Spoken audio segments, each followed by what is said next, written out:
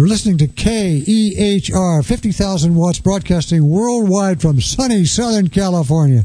ExtremeHealthRadio.com. This is Chief Biopappy signing off. Over and out. Hi, this is the Health Ranger, Mike Adams from naturalnews.com, and I'm listening to Justin and Kate on Extreme Health Radio. Tune in every day for awesome shows that will empower you to change your life. Wake up your immune system to attack harmful invaders that don't belong in your body. Visit carnivora.com or call 1-866-VENUS-FLY today. Increase brain health and improve focus, memory, clarity, and mood with BioAge Superfood. Get 10% off your order using coupon code JUSTIN at extremehealthradio.com/BioAge.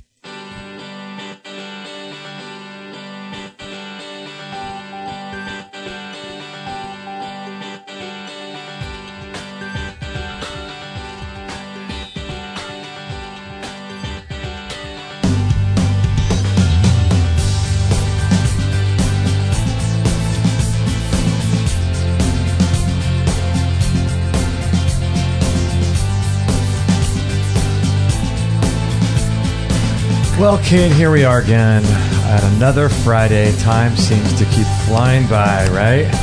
Like my mom says. Uh-oh. What'd she say? Time flies whether you're having fun or not. Really? Mm-hmm. That's not true, though. No, it's not. Yeah. School dragged for me. My goodness. So that wasn't... Well, but you know, those 4 years you think you're never going to make it through high school and how long it's going to be, but it's an instant. When you're out, you look back, you're like, where did that go? I know, it goes by so fast. I remember being in second grade. Was this second grade? I think it was second grade, and it was somewhere around January. It was middle of the year kind of thing, and we didn't get out till June, and I'm thinking, how am I going to get through second grade? I can't stand this. I hate school. In second grade. And I remember my dad saying to me, speaking of, we have to talk about what he just was saying there, Chief Biopappy. But he said, just hang in there. It'll go by faster than you think. And I remember being in class, looking at the clock, when we're starting class at like 9 o'clock in the morning, thinking, oh my gosh, how am I going to get through this? And I remember my dad saying to me, we're going to get, it'll go by quicker than you think. Don't worry, it's going to come here before you know it. You're going to be in third grade. Don't worry about it. Isn't that crazy? What was going on with me? Second grade. I did not like that school. But you're right. The school day would drag on and on and on. So where did you know what? The school days would drag on, but the years would fly. That's how I felt. Really? Yeah. The years would fly? Yeah, the days would drag. Yeah, that's true. Yeah, you're like looking at that stupid Timex clock. What was that clock? It always had the name in the middle of it. Yeah, school clock. It was those gray ones. Remember? Yeah, and they were very silent, so that if you're taking a test, there'd be no ticking. Oh my goodness! But it was the universal school clock. I think everybody had that in their classroom. But yeah, I felt like the days just dragged. But yeah, me too. The years went really fast, I think. Yeah, what a weird thing, huh? How attracted are you to me right now with my blue teeth? I know. I was going to say you have some blue teeth going on. I'm drinking the world's most blueberry smoothie, and my teeth look like do they look see-through? Your teeth look blue, very strange color blue. I look like I'm in Frozen, like the Titanic or something.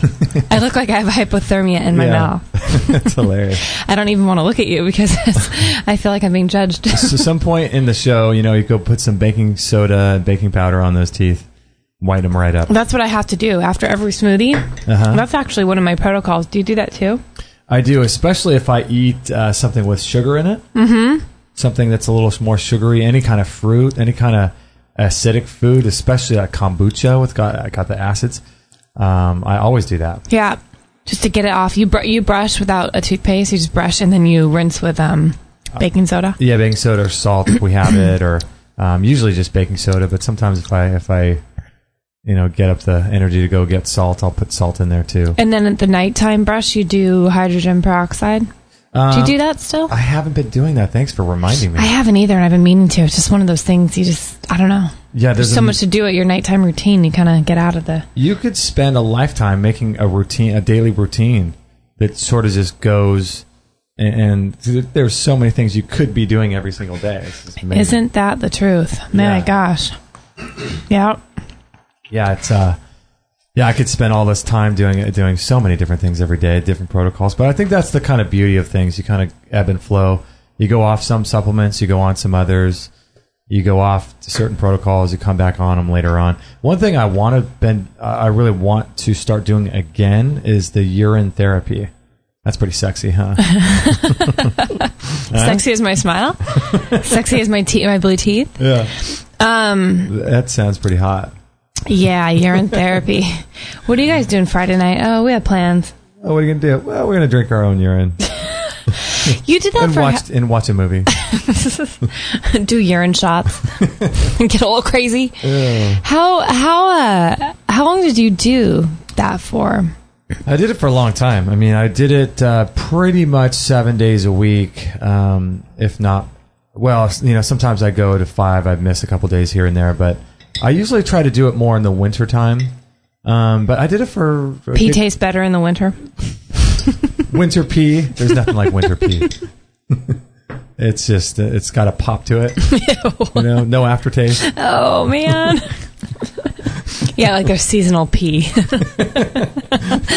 Oh, man. Seasonal pee. We're in rare form today on Friday. Yeah, no, it's something that I want to get back into because, I mean, people have to talk about it. I'm wondering if any of you guys in the chat room have ever tried it. But it's, people talk about the benefits of it, even if you do like a drop of it, even just like a drop of it, which is crazy because it's such a small amount. But apparently it contains, we did a whole show on it. Mm-hmm. Who was that with again? What is his name? Why am I blanking? That guy was so cool. If you go to, I think the podcast is actually embedded onto a blog post that I wrote about the benefits of urine therapy. If you go to extremehealthradio.com/urine, you'll see that. Let me make sure that's correct. Funny. extremehealthradio.com/urine. URINE. Let's see if that comes up. Yeah. Okay. So that takes you to the article that I wrote about urine therapy, as well as the podcast that we did with Steve Williams. That's there. Right. You go, Steve Williams. He was from Australia. Yeah, that guy was cool.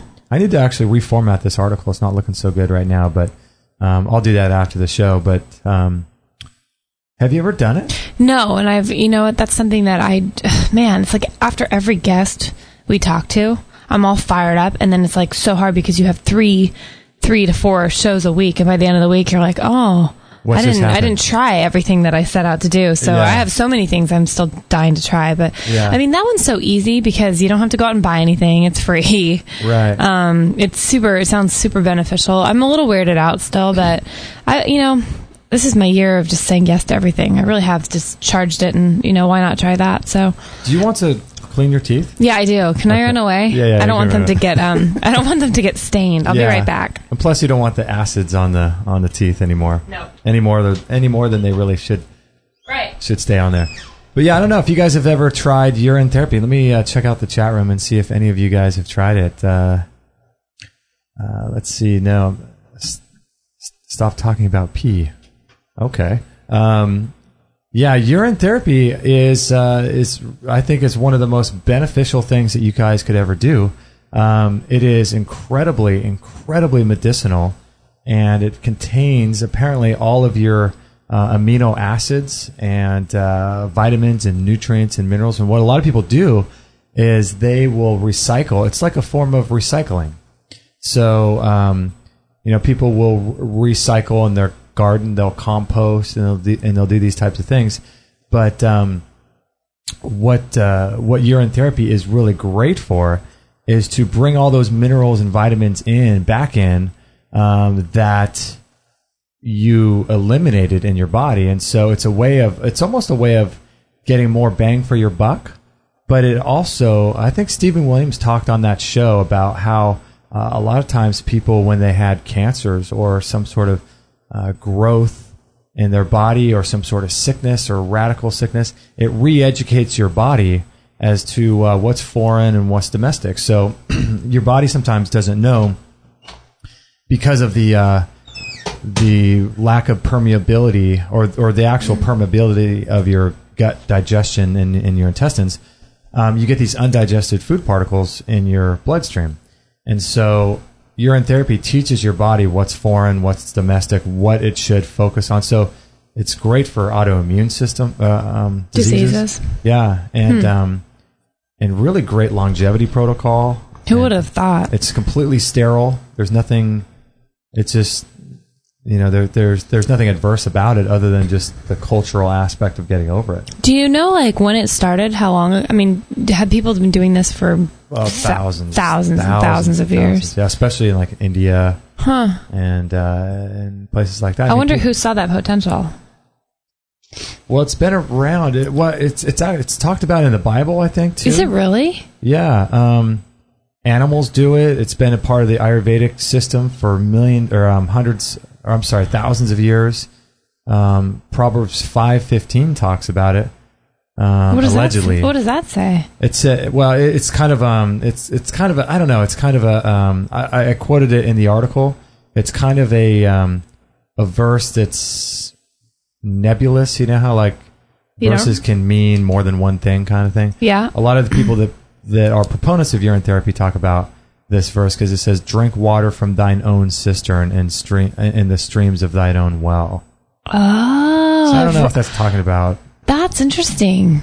Water. I've heard that. I've just never. It's funny how you can take different stuff out of context or in context, or it's like there's so many ways to look at those kinds of verses. Interesting. Yeah, it's fascinating. There's a bunch of books on that page too, but that's something I want to get back into. I got to start doing that because you're peeing out just incredibly healing substances. Yeah, no, I think there's something to it. I try it as long as I have the apple cider vinegar to kind of cut the taste and stuff. Ugh. Yeah, that's the whole key is the apple cider vinegar. If you have that, you don't taste anything except that. That's what I like to do. Pretty cool. Yeah, I have a bone to pick with your dad.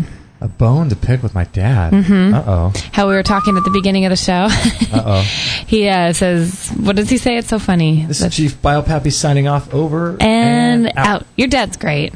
Your dad used to be a professional writer for the Angels, the baseball team. Yeah, he was the main writer for them for 10 years or Traveled around, Gene Autry days. And he used to work my grandfather used to work for KNX Radio. See, he had it in his blood. I got it in my blood. So you actually have it in your blood, yeah. Got the radio in my blood. Your dad did, but it cracks me up because at the end of our show, I think only Free For Alls now, you play a clip from your dad, and everyone that has listened probably goes, "What the heck is that?" Oh, that's true. And what is he saying? Okay, so this is a funny story. Yeah, it's just I still don't understand your dad's schooling behind this. Okay, so all of us, my brother included, and myself, and my dad are very adept at learning languages. Like we seem to pick it up pretty well. And we all just learned Spanish really quickly, and we learned it really well. And my dad, I don't know where he got it from, but he learned Spanish in school, and he loved it. And so he learned Spanish probably in like 1950, right? And so he's learning this old school Spanish. So when I was growing up, he would always call basketball, because in our textbooks, I think we learned the Castilian Spanish, right, from Spain. I think that's right. Yeah. And I think he may have learned a different type of Spanish, and we would call basketball, right? You know, just have that just OL with the accent mark, and then he would say el juego de balón cesta, and I would say, Dad, it's basketball.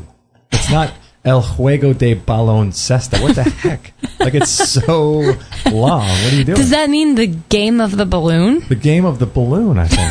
Balón cesta? Balón cesta. And so when I was a kid, I would keep telling him, when I was, learning Spanish in high school, a 14-year-old kid telling his dad, no, the Spanish you know is wrong. I know what's right. And he would just kind of rub it in my face and start doing this whole thing. Like he'd draw it out into this big, long production. El juego de balón cesta. So at the end of our show, that's actually what he's saying. Yeah. The game of the basketball. But he's singing it, kind of. He's kind of singing it, kind of doing weird things. I'm not sure what it is. And then you can hear me in the background go, Cesta. I don't even know what that word is, cesta. Balón cesta. Balón cesta. That is just the funniest. Isn't it funny, such a new school and old school way of even the same language. I mean, there's just slang now, and there's different ways to. Yeah. I mean, he swears that's to this day that's how you say basketball, right? I think he still holds on to that. Yeah, I think he's still funny. that's part of his thing. I love your dad. Isn't language so weird when you think about it?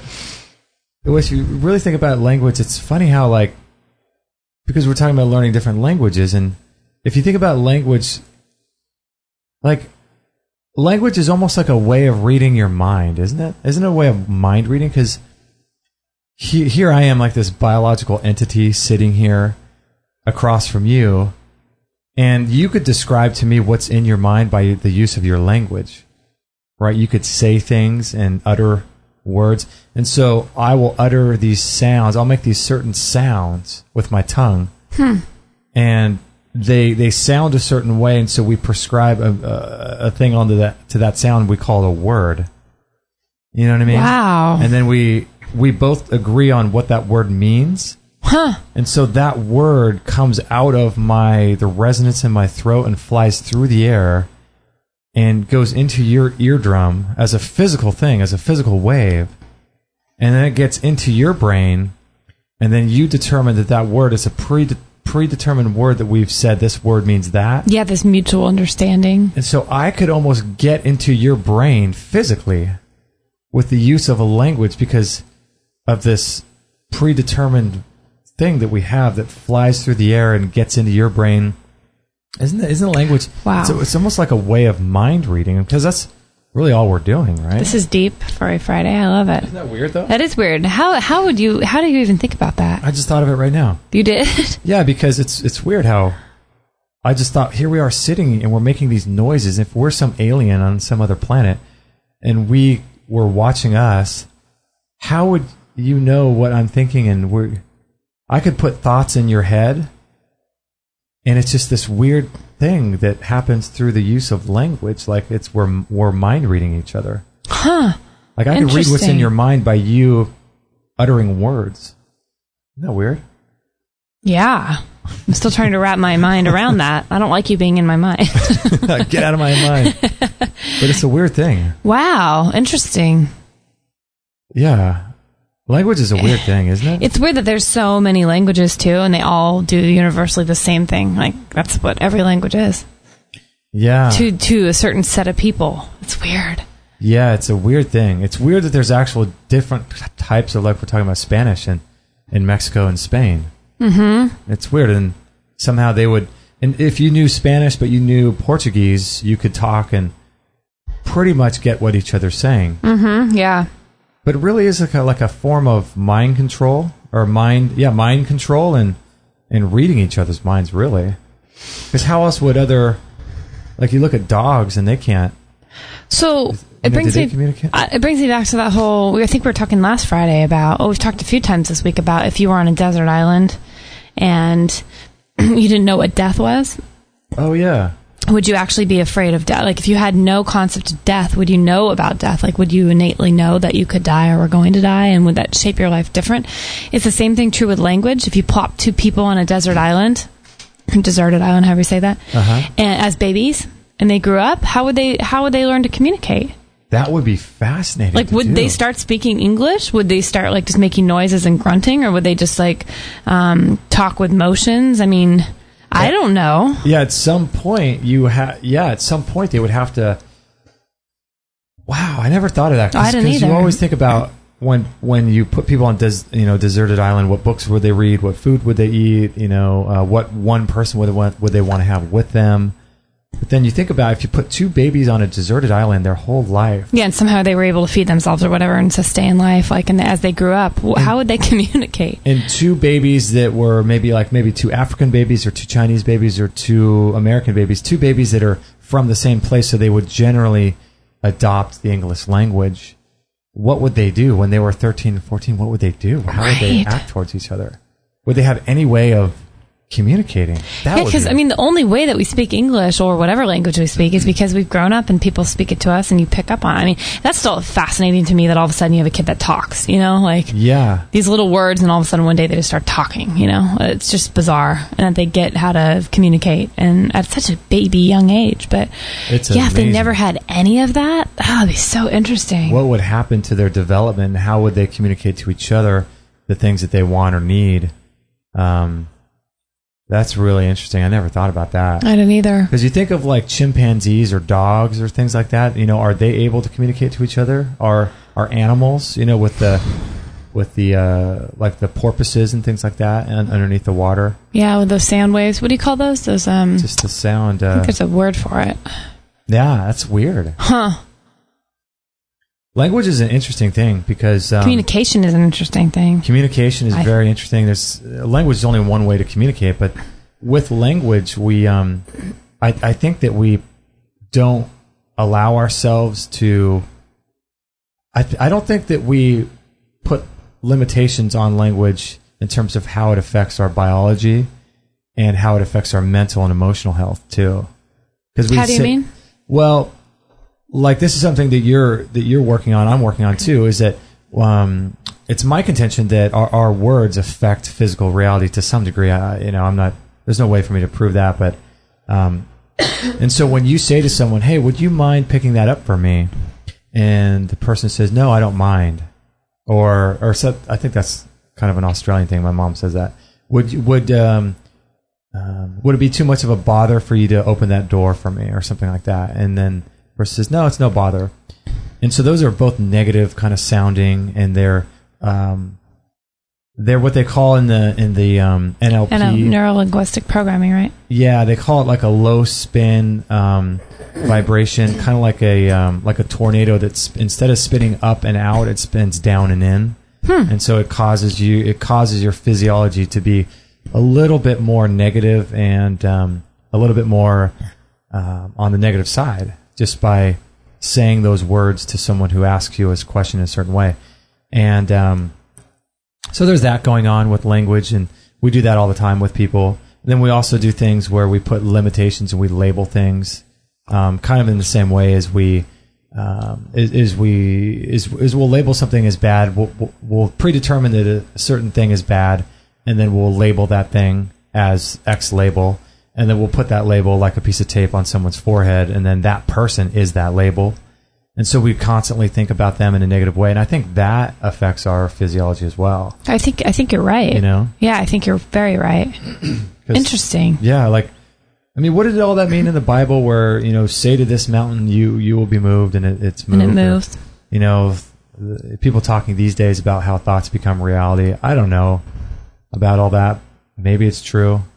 But I do know that when you're positive and you use language in a correct way, I think it could be very empowering, So many people you could tell, they say that you could tell the net worth of someone within 30 seconds of talking to them. Because you can find out if they're using self-deprecating language, disempowering language, language that offsets any responsibility from them to the other person.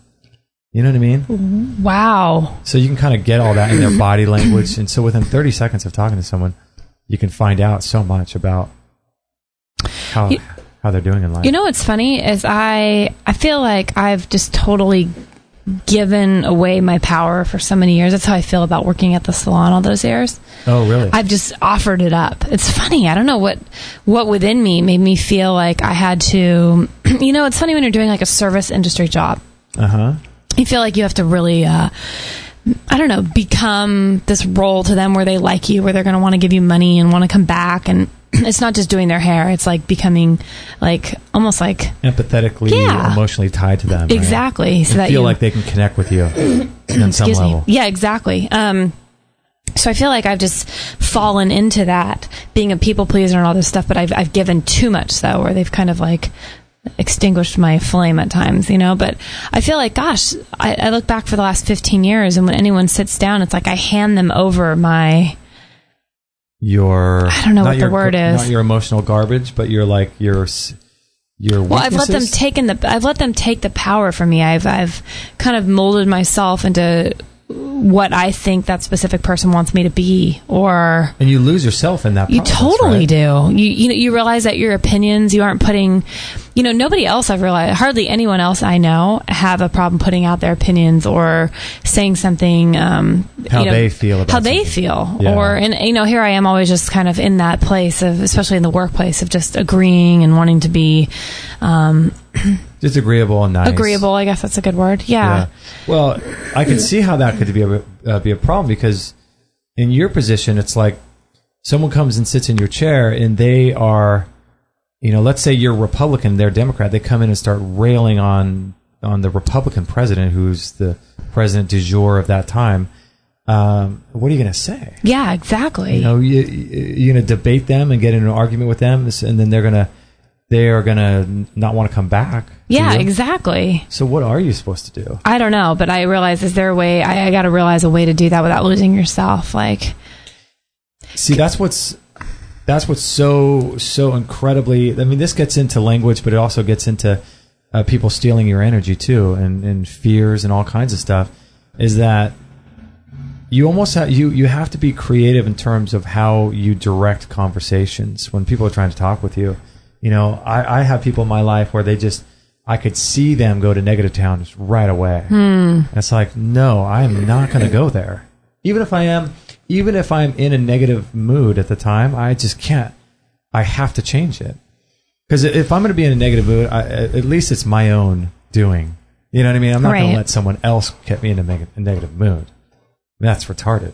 Yeah, that's pretty bad. So maybe that's part of what your journey is, I guess, is to learn creative ways to sort of like, hey, look at that shiny object over there. Hey, look at that little thing over there. I've gotten a lot better at it. I have taken back my power, and I think that's why I've lost a lot of clients, which is fine. Really? But in the past year, it's like my heart isn't in it anyway, and I think either people catch up, they kind of catch that drift, or they also just go, wow, she seems to have taken back her power. I really have. I feel like I'm in a way more empowered place than I've ever been in my life, and I think people sense that, and it's a little like, whoa, like we thought she was this way, and now it's not the case, Yeah, because they just kind of, they've created a story about you in their head, and as soon as you act as a different character in the story, then they freak out, right? Sure. Well, yeah, and I've made them believe that story. It's totally equally my fault, but it's funny how we just give away,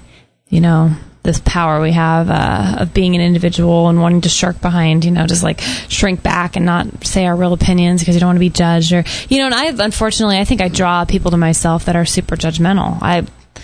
It's almost like I'm asking for them to judge me or something. It's weird. Oh, really? I don't know why they're drawn to me, but you think, because you do seem to have a lot of people that are that way in your life. That's I do. True. I have a lot of people who, I don't know. Interesting, in the chat room, Sun had something interesting to say. Oh, cool. Let's see. Sun wrote, like the story of Babel, quote, God took away our ability to communicate without speaking and gave us language. It's just a crutch, just like the internet is a crutch that lets you tap into the infinite intelligence. Isn't that interesting? Interesting, yeah. In Genesis, he talks about that. And the Babel, I guess they were trying to build the tower to reach heaven. Build the tower to reach heaven, yeah. Isn't that fun? I wonder if that's literal. I used to believe it was literal, but isn't that weird? It is a weird story, isn't it? A very.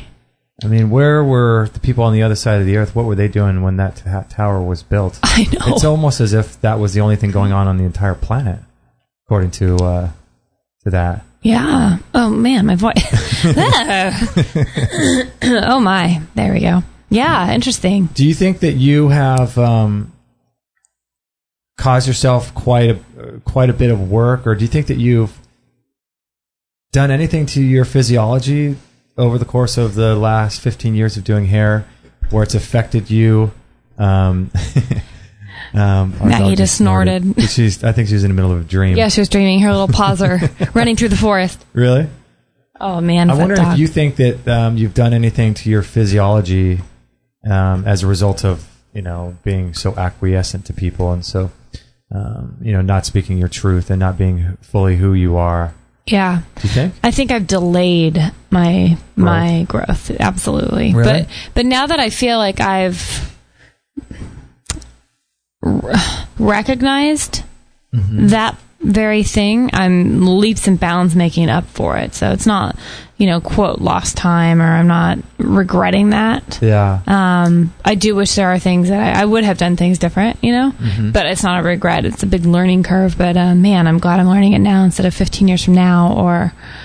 But I'm really, the stuff that I'm realizing in life, it's the minute I have those moments of this is what might be going on, and this might be why you're this way, or what, you draw these people into your life, and then I get all of these things thrown my way as tests, like immediately. Really? Oh yeah. Yeah. Like I've been working the last couple months really hard at just saying no a lot more because of how exhausted. I'm just really exhausted lately, and I have this adrenal thing, and I'm just trying to recover. I'm still in this recovery mode. Right. And so I'm like, I'm reading a lot of books on saying no and empowering myself to say no. And it's like, what happens the next day? There'll be like 4 people who want something that I just say no to. The very things that you made up in your mind, like, if certain people ask for this thing, it's ridiculous. No. And then you get 4 phone calls. It's so ridiculous. Hey Kate, XYZ. Hey Kate, XYZ. Oh yeah. And there are things that I would have dropped the world for and done, like even last year, just to please people, or to give them the answer that I think they wanted to hear. I mean, my gosh, it's an exhausting life living for everyone else, Isn't it? That's the problem, isn't it? Yeah, it is. It's not like you can't. I'm trying to find the balance between loving people and still doing things with people and caring about people, but not giving like my soul away in the process. That's how I feel. Because there's nothing wrong with like caring about people and doing things for people. I'm not saying I'm all selfish and only want to do what I want to do, but a lot of these things just aren't good for me. And I finally have woken up to that realization. I think that book that you're reading, The Art of Extreme Self-Care, I think that's really been helpful for you. And it's such a radical thing. It's almost like women in the 60s burning their bras, or women, or people protesting Vietnam. These things are radical for women especially. To take care of yourself above and beyond anybody else first. Yeah. Because women especially are taught in our culture to give to everybody except for themselves. And it's amazing that you guys live longer than we do. You know what I mean? In general, I know. That is wild. Without the radical self-care, imagine when we start taking back the reins and taking better care. I know now how I take care of myself. If I keep doing this the rest of my life, I have a really good shot at life. Yeah, like restoring life, living life, my health, my vitality, my mental state, what I can give back. Yeah, it's interesting. Sun did say in the chat room that it's the way that I'm perceiving people, not the people that I think that they're judging me. Oh, right. Interesting. Yeah, that's true. Yeah, it all is just. No one can make us feel anything anyway. Right. No one can make us. Emotionally, only we can affect our emotions. Yeah. Really. Yeah, I would like to surround myself, I should say, though, with more positive people that don't seem to be saying such negative things, because it makes you get the, I immediately in my head let myself go to Judgment Town. It's not. Yeah, it's not right. It's difficult to do that because on the one hand, that anything that you experience internally is originates and is caused by you. Yeah, right? Totally. So on one level, that. But then on another level, people will also say, well, you are the summation of the 5 friends that you hang out with, and, surround yourself with positive people. Well, if the first statement were 100% true and only true, then it wouldn't matter who you hang out with, because no one's energy should affect us. But it does. It does. It does, because of like what Sun was saying in the chat room. We take that energy and we transmutate it and then put all our labels and stuff on it, and then we bring it into our body as a certain thing.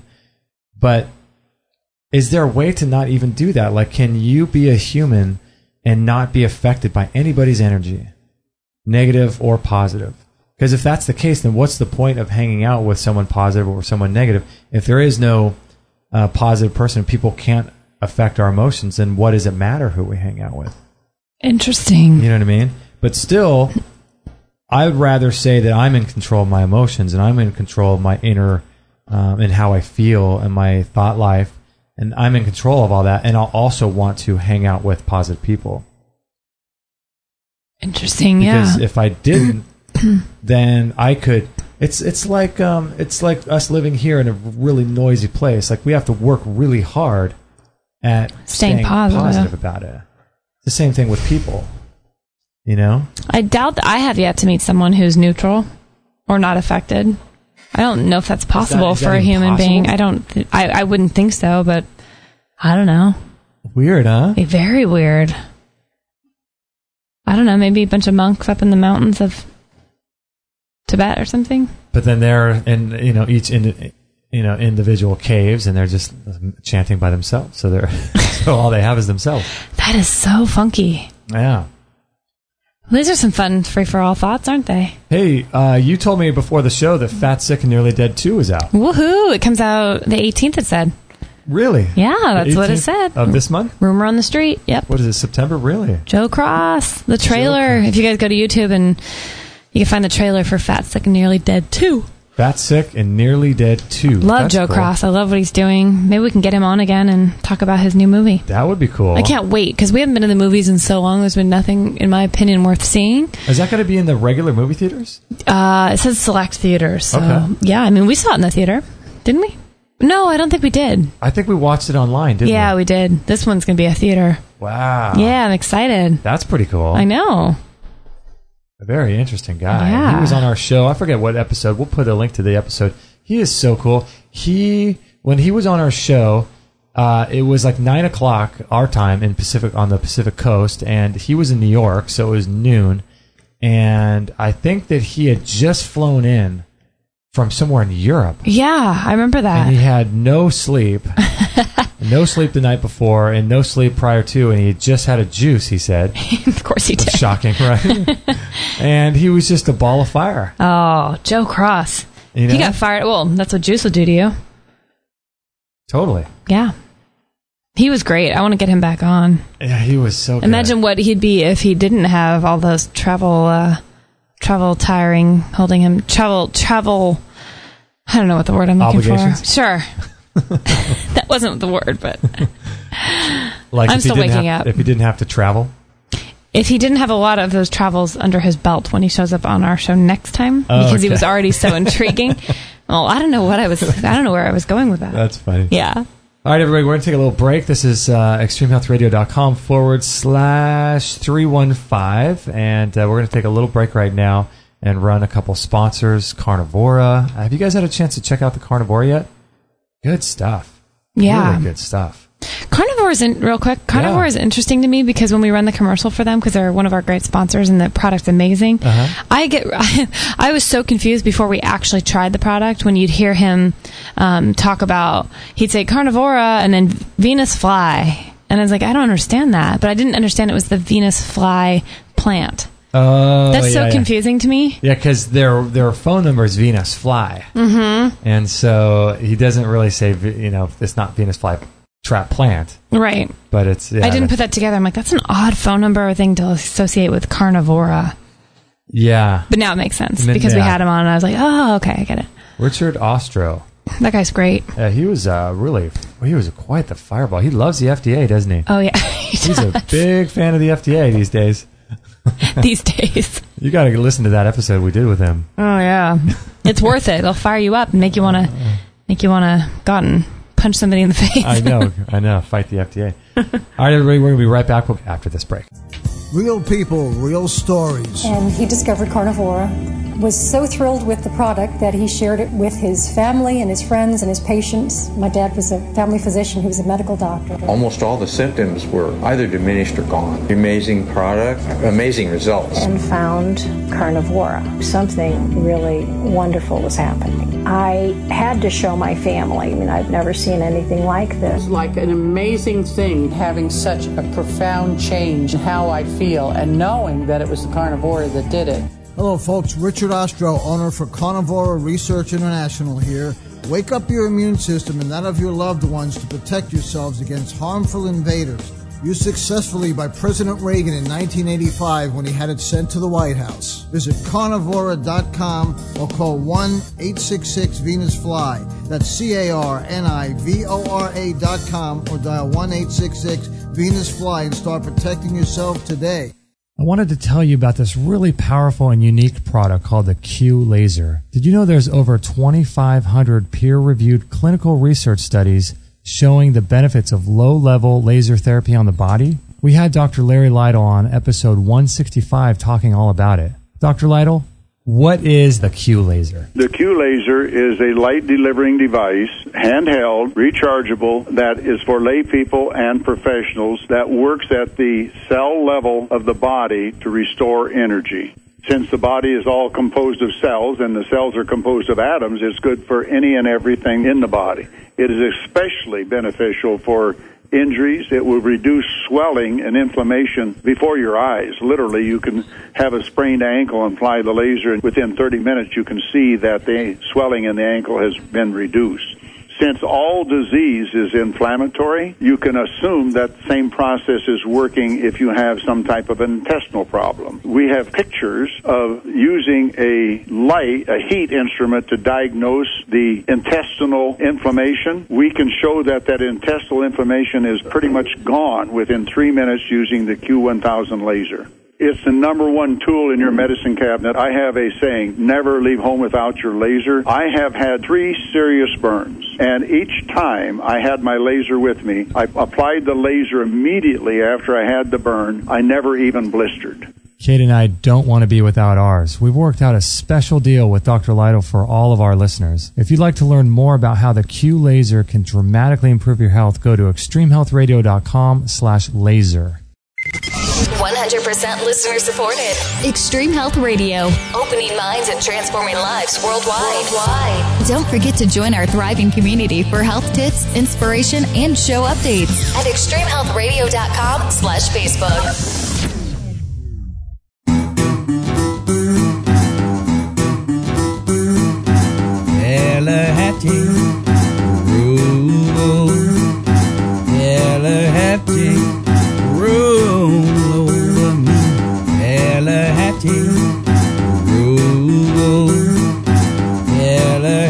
Well, I figured now would be a good time to say, sweet sassy molassie. There's never not a good time to say that. I love when you say that. Sweet sassy molassie. So I want to let you guys know, too, this upcoming week, we have tons of great shows. My goodness. Next week we have Jill Schneider, and she overcame a really devastating form of cancer. I think it was ovarian cancer. And she's been doing amazing stuff. Jill Schneider, and she overcame her cancer naturally using some really great protocols. So she's going to talk about her story. So it's going to be a great natural survivor story on Monday. Then on Wednesday, I know a lot of you guys have been interested in that Q Laser that we just ran the commercial for. And so if you are interested in that, we actually have Dr. Lytle on the show on Wednesday. And so we'll be talking about that and more of how the laser affects our health. And then we have on Thursday Dr. Susan Smith-Jones, and most likely we'll be talking about cleansing and detoxification protocols. I dig her. She's cool, isn't she? She's awesome. Is she coming into the studio or no? I don't think so, but one of these days I think she's going to. She's only LA, right? Yeah. So she's not that far. She's not that far at all. I want to let you guys know, too, please follow us on Facebook if you guys want to keep up to date with everything we have going on. For inspiration, for past show archives, for upcoming shows, you can get reminded on Facebook. So that's a great way to stay up to date with everything we have going on. But we've jumped into the 23rd century here. We have? Kate. Yep. 23rd? 23rd century. Why? Because we are now on Instagram. Dun, dun, dun. Instagram and SoundCloud. Whoa. So you can actually share our show. SoundCloud is really cool. You can share our show, take the link in SoundCloud, and paste it into your Facebook status update, and people can hit play right there in Facebook, and they never have to leave Facebook. And oh, for real? Yeah. Oh. So SoundCloud's really cool. So if you guys are on SoundCloud and you're interested in following us on there, that's a great way to stay up to date. You know, it's funny, with SoundCloud and YouTube, if you follow us on both those places, you usually get access to the shows before they're released on the website, because I publish them on there first. So those are great ways to kind of be the first ones to listen to the shows. But yeah, we're on Instagram, so if you want to follow us on there, we need to figure out how to put a profile photo on there. But we're joining the world. Oh, we haven't done that yet? 23rd century. Wow, 23rd century. Yeah, isn't that cool? I've had fun with Instagram, to be honest. It's been fun, huh? Because as much as I do not like having a cell phone, and I try not to use it very much, that's the one thing I feel like, okay, this is kind of fun. It's kind of cool because you can let everyone know about what you're doing, and you can kind of let them into your personal life more, what you're up to. And yeah. It's cool. My biggest issue with Instagram is the difficulty in learning how to text, because that's essentially what I'm doing when I'm writing, because you can't do it on the computer. So it's only like a phone thing. Since I don't have a phone, I never learned how to text. I think you're doing really good, though. Yeah. As much as I stand against that and I never want to get a phone, I do want to learn how these things work. Sure. Because otherwise you're going to be the equivalent of someone who's 80 today who's never even touched a computer. Yeah.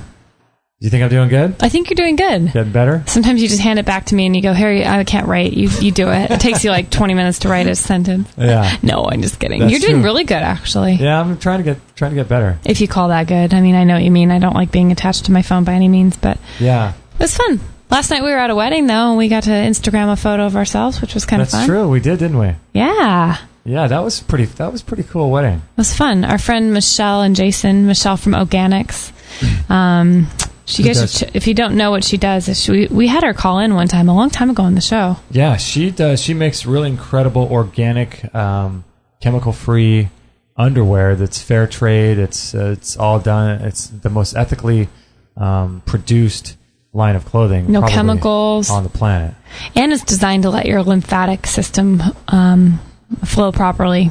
And it's made with organic materials. I think they use some hemp and bamboo, some bamboo and things? Hemp. Mm-hmm. And and one of the things that a lot of the organic clothing does, at least I should say the hemp and the bamboo clothing, is that it's all great, but maybe they use a chemical dye in it. Right. Or maybe they use hemp, no chemical dye, but it's really tight and cuts off your lymphatic system. Yep. So what she's done is create this really great underwear line and I think just intimate apparel line that is really awesome. So we knew her from the show.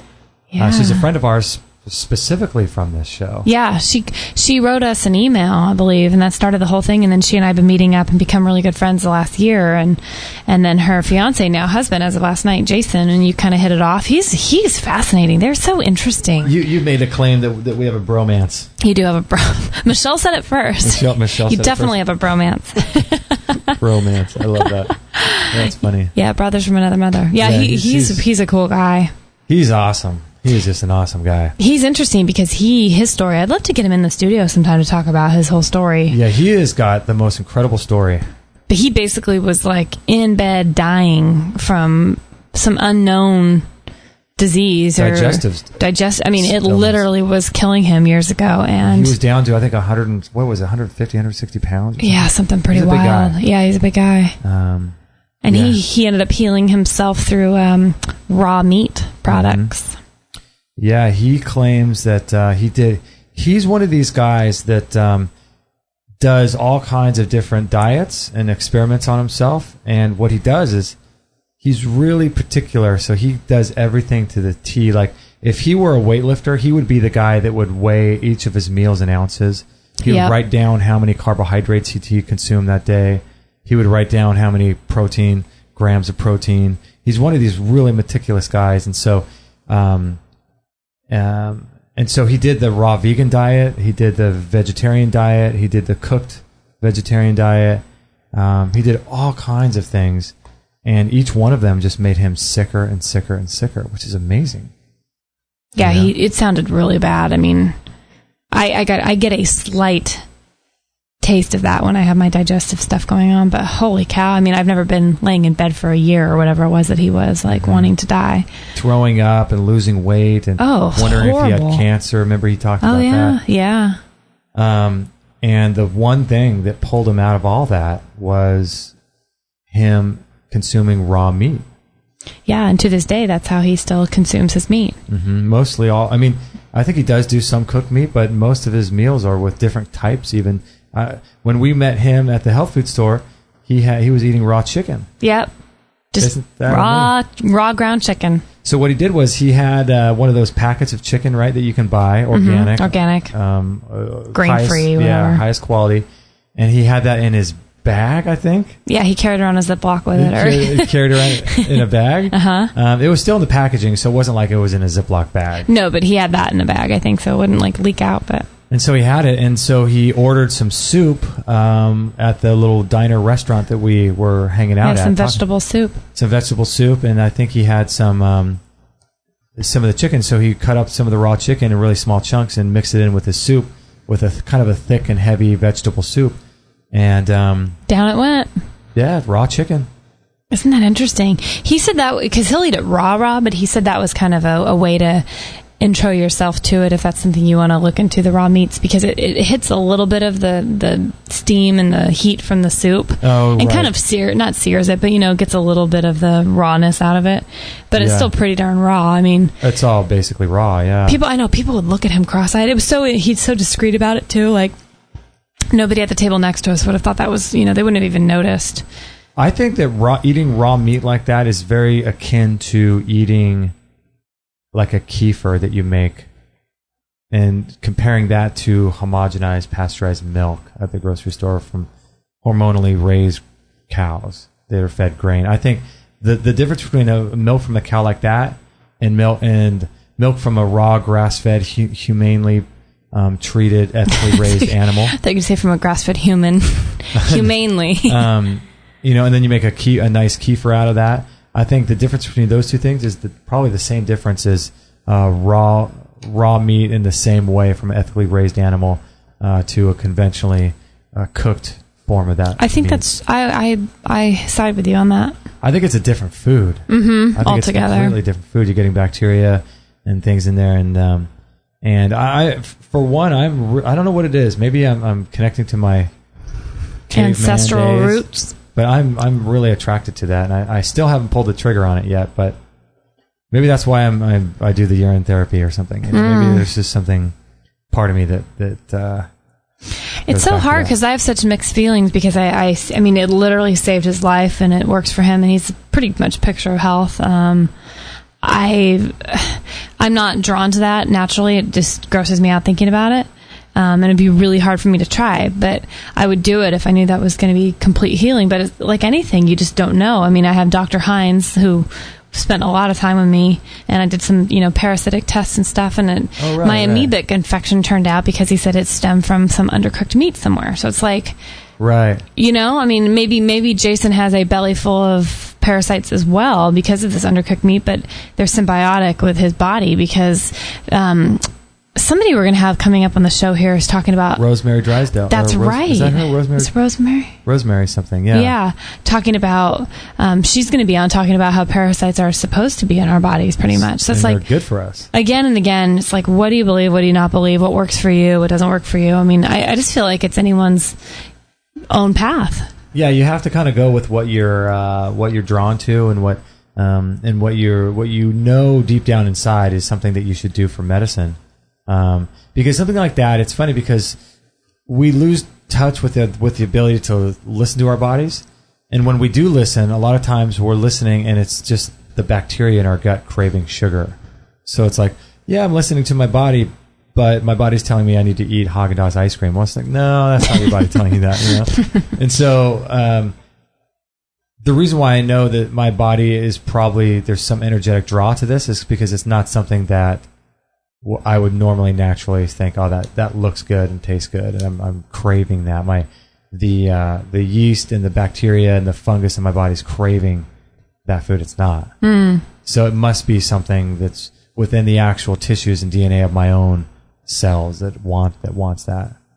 I'll tell you what, though, when you start changing your diet at the beginning, I was listening to Hay House Summit yesterday when I was driving around, and Jessica Anskoff from the Wellness Warrior. Yeah, she's great, the Wellness Warrior, if you guys don't know about her. But her session on the Hay House Summit this year was amazing. But I so strongly just agreed with her when she says at the beginning, like, when you start, because she was quite the party animal, it sounded like, going out in Sydney and just having a great time, working, the corporate life, and just going out every night, having drinks, and staying out all hours. Magazine. Yeah, super in that industry, Yeah. But it's true. When you change your diet at the beginning, you think it's going to be boring. You think nothing's going to taste good. You think you have no options, all this stuff. But your body, oh my gosh, the minute that you start adding in this amazing food, like living food that's real food for once, your cravings do change. I mean, even though I crave like a coconut bliss ice cream here and there made out of coconut milk, or some, something like dates or some real sugary thing, I still have those cravings, but in general, my cravings are really funny now, and I'm sure most people would agree. It's like, you think so? Yeah. I crave a green juice so bad that I'll make one at 10:30 at night if I haven't had one that day. Yeah. I mean, the cravings aren't for cheese anymore or bread, and I mean, that's only been in the last year that's completely gone away, and it took a while, but once you get off the bad craving bandwagon, you can kind of make big strides, I think. And I think what happens is that you change the internal terrain. Like, what's his name talks about a lot. What's his name? Dr. Robert Cassar that we had on the show. He calls it the gut. What does he call it? The terrain modification program. Wow, I wouldn't have remembered that. Yeah, and so what he talks about is this whole idea of how when you start changing your diet, it takes a long time. But you change the physiology and how your digestion works. You change the beneficial bacteria. You change the ratio of the good to the bad bacteria, and then you change the different types of bacteria that are in there as well. And so each type of bacteria and in certain amounts affects other bacteria, and one will kill off another. So you have all this synergistic explosion going on in your stomach, and with your stomach and digestion having more nerve endings than your spine. And then your brain, from what I remember, then it causes the whole gut to change its physiology and to change how you respond to food. And so, it's a lifelong process of recalibrating how all that works. And so when you're in the midst of that, I'm the same way. I'll crave certain foods, and I used to crave certain foods like now I'll crave a green juice, like you said. Mm-hmm. But I used to walk by a pizza place, and I could not have a pizza, or a chocolate chip muffin or chocolate chip cookie to me was like, I know. You know, right? Oh, I know. You helped foster that. I did. Your 26th birthday, I bought you 26 chocolate chip cookies. I know, right? And they were gone. Gone in a day and a half. Oh, that's so scary. Yeah. Woo. But those to me were the things that I craved. Now I look at that and I would only eat that if it was the last thing of food to eat on the planet. I don't even look at that stuff as food anymore. Yeah.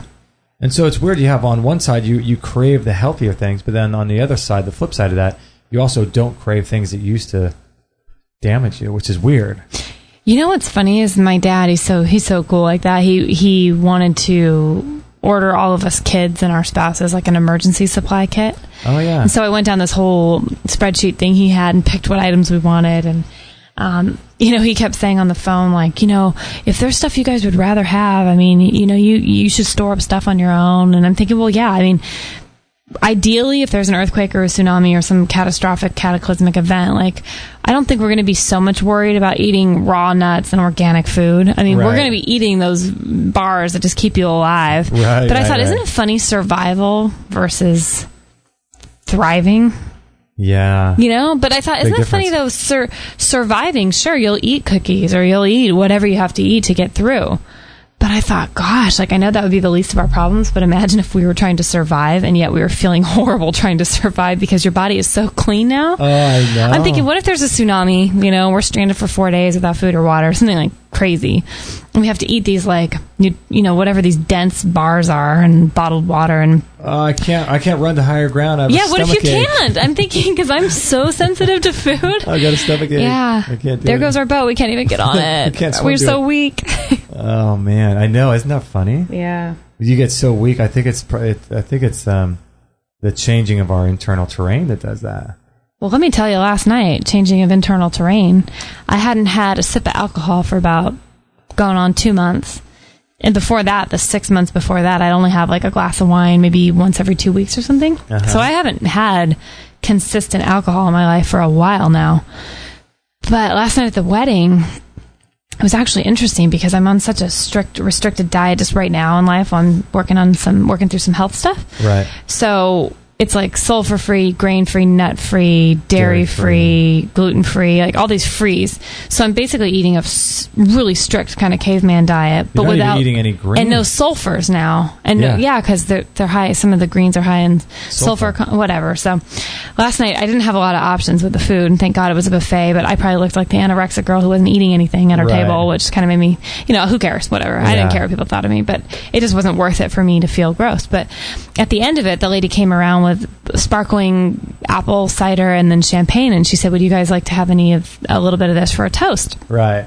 And I said, and I knew, it's not going to really promote anything, but what's 2 sips of champagne going to do to me? Like, sure, I'll have 2 sips of that, Yeah, for the toast. Whatever, for the toast. Yeah, a little fun in life. So I literally had 2 sips of champagne at the end of the night. That's the only thing I'd had in like 2 months. Wow. And let me tell you, until then, I was feeling okay. And then by the time we got in the car to drive home, the 40 minutes we were driving home, it was so weird. And I don't know if it was coincidence or if it was the champagne, but like my kidneys were hurting. Like my whole lower back started aching. Did you had some berries there, some fruit. I had some fruit. That's the only thing you ate, right? It's the only thing I'd eaten. Only thing you ate, and then the wine. I mean, gosh, it has to be. It was too strange. You didn't eat anything other than the fruit. You didn't drink anything other than water. You had a couple sips of that. I can't imagine. I'm talking 2 baby sips. Like, you saw it. They were I had tiny. About the same amount. Yeah. I can't imagine that you would have that much of a reaction. I guess anything's possible, but that is just strange. Right? But it makes sense, though, too, because like what Barbara Allen was talking about, remember she cured her reactive arthritis with diet and this whole protocol. She's been on our show twice. But it took her 10 years to figure out what was going on with her and what food she was reacting to. It took her 10 years. And she finally found it was some obscure ingredient in her toothpaste. Which is just incredible to think that there's some sort of molecule in your toothpaste that you're not even swallowing that somehow gets infused in your body and is causing you these arthritic symptoms. I mean, that is just... Talk about sensitive, right? So I guess, people are that sensitive, and I guess it makes sense that you could have reacted. I mean, think of how much she would ingest as far as toothpaste goes. That was probably the equivalent of 2 sips, of wine. No, you're right. For you. You're right. So I learned my lesson. Man. I kind of already knew the lesson, but I'm thinking, there's no way. I mean, I didn't want to tell myself it would happen, so I actually thought positively, like my thoughts become a reality. I'm like, this will actually be good for me. It'll kind of just be a little treat and, add not be add so a little stringent. Yeah, and just add a little celebration to life and just not be so like, and you know what? It's so funny. It was the exact, I mean, again, I don't know if it was, but it seemed to be too odd that I reacted right after I had the sips. Within how much time do you think? 15 minutes. That's too weird. It was weird. And then I paid for it all last night. The drive home, I was miserable. I went to bed. My kidneys were hurting. My inside, like the area where that uterine fibroid is or was or whatever's going on with there, it was like aching. Like my whole body just hurt. My joints hurt. Wow. It was very weird. That is so strange. And I'm paying for it a little this morning. I walked Maggie, and it's like my body's just in some weird pain today. But you'll probably be, as the day progresses. Yeah, I'm already feeling a lot better. But clean out a little bit. Not weird. Wow. Yeah, we were talking during, coming back from that, the whole idea that Nell Stevenson actually brought, reminded me of this. She does the Paleoista, and she talked about how there's no such thing as breakfast food. There's no such thing as dinner food. There's no such thing as lunch food. There's no such thing as these different types of food. Like people think, you should have fruit for breakfast and all this stuff, and it's like. For me, we're talking about coming home. I want to sort of see about moving away from fruit and the smoothies for breakfast because I feel like for me it's a little bit too much sugar. I've felt like this for quite some time. We've been talking about this forever. But I think that for me, I'm thinking, what do we do? What do we do for breakfast? And what do we do for, eating such a heavy meal at breakfast time?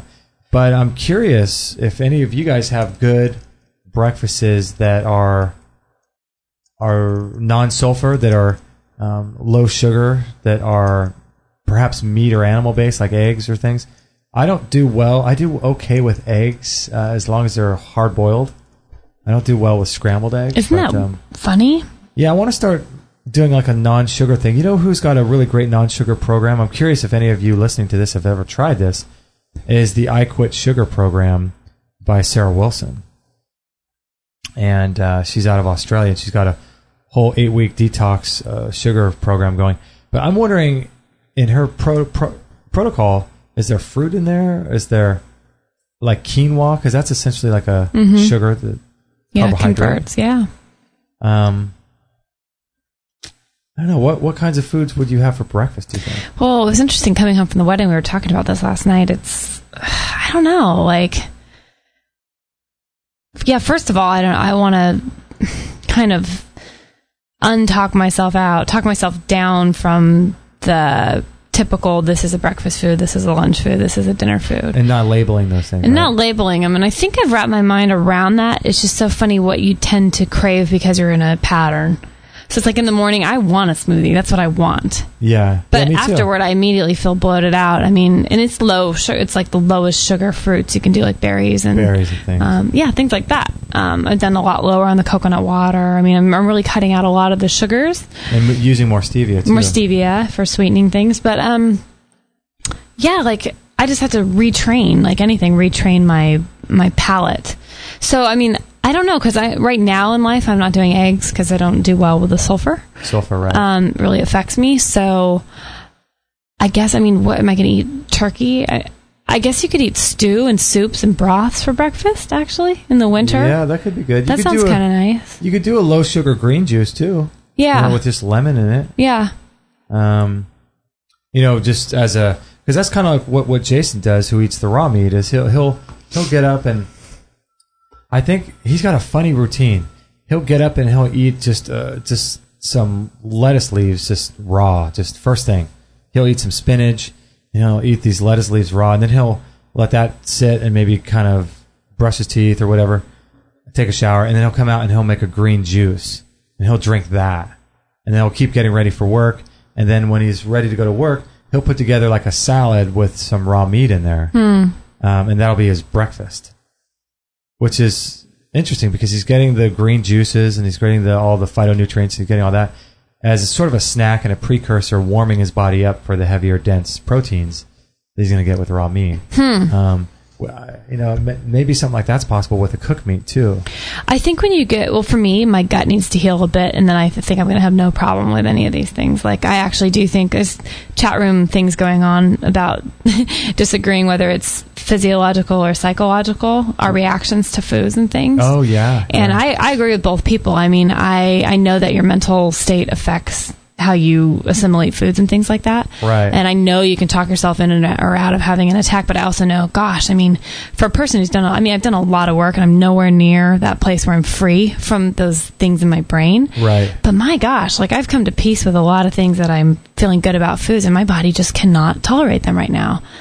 So, yeah, I mean, call me crazy, but my blood work shows up weird, or, I definitely have things going, so I just can't eat certain things for now, and I hope it's not going to be forever. I'm telling myself it's just a phase, and it's just a season. I'll get over it. But I do agree with both people. I mean, there's those two aspects that are very different for each individual, I think. And I think that part of healing your gut too is coming into a place where you're actually giving gratitude and thanks to God or whatever your spiritual path is for the food that you have. And so you're going to mitigate some of the damaging effects, at least on a physical level, by being appreciative and being grateful and being thankful for your food.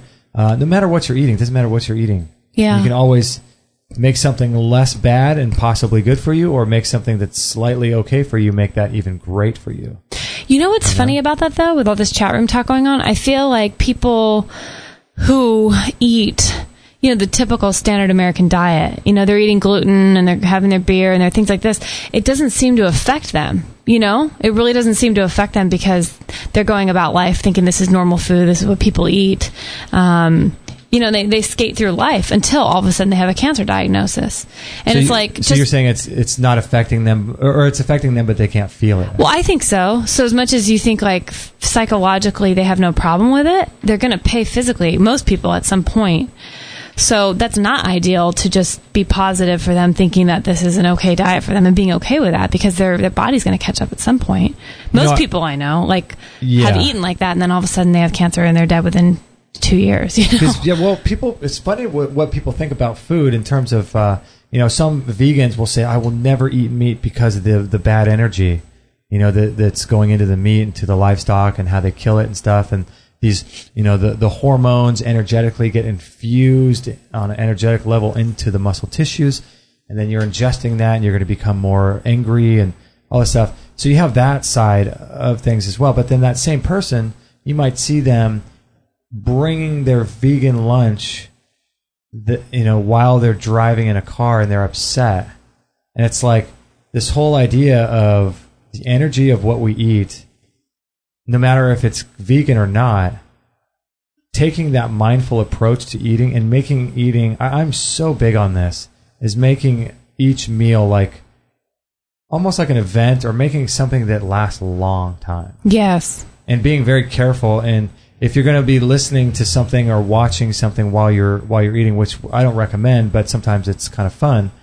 I actually kind of like it though a little bit, because it allows you to not talk, and when you don't talk while you're chewing, you focus on your chewing.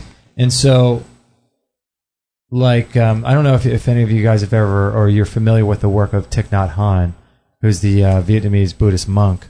I think he's in his late 80s now, but he's an amazing guy, and he's written a ton of books. We'll put links to those books too, if you're interested, on this show page 315. But he talks about bringing mindfulness into a cup of tea, that green tea. I remember that. And he'll let a cup of tea, he'll sip it and just be with it and give thanks for it, and he'll feel the texture, and he'll bring it into his mouth, and he'll swish it around, and he'll feel what it feels like for when the substance will hit one side of his mouth versus the other, under his tongue, over his tongue, and he'll just be with it and completely in the moment. And by doing that, I think that's huge for digestion. I think it's huge for disease prevention, even if you're eating a horrible diet. I love how Son in the chat room says about making it sacred. That's such a beautiful way to put that. Yeah. It is. It's making a meal a sacred thing. Which it is. Because you're not putting the food inside your body.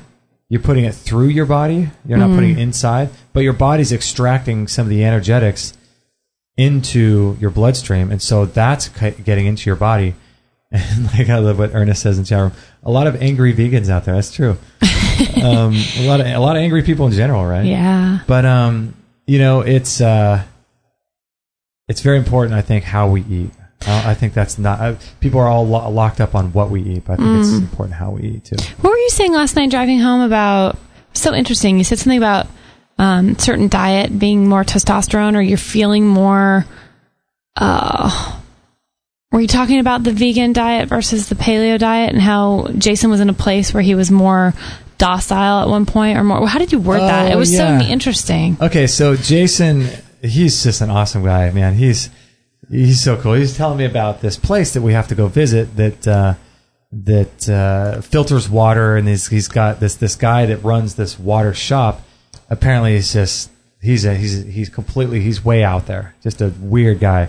And he said he's intense, and I said okay. And he says just be prepared, he'll talk at you. He won't talk with you. He'll talk at you, and just be prepared for a 30-minute monologue from him. And I said okay, And he said, back when I was doing raw vegan, I didn't really like intense people. I didn't like that intense kind of lifestyle, people talking at me, or just that negative stress, or he didn't say negative stress from this person, but just intense people, because he didn't have that buffering, that fat that you get, that kind of insulates you from the world that you get from animal products and things.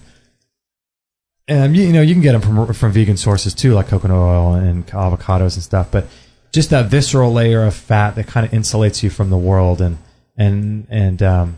having some of that on your body is a very healthy thing. And so he said that having that, being on this kind of diet, helps him to sort of insulate from people like that. Wow.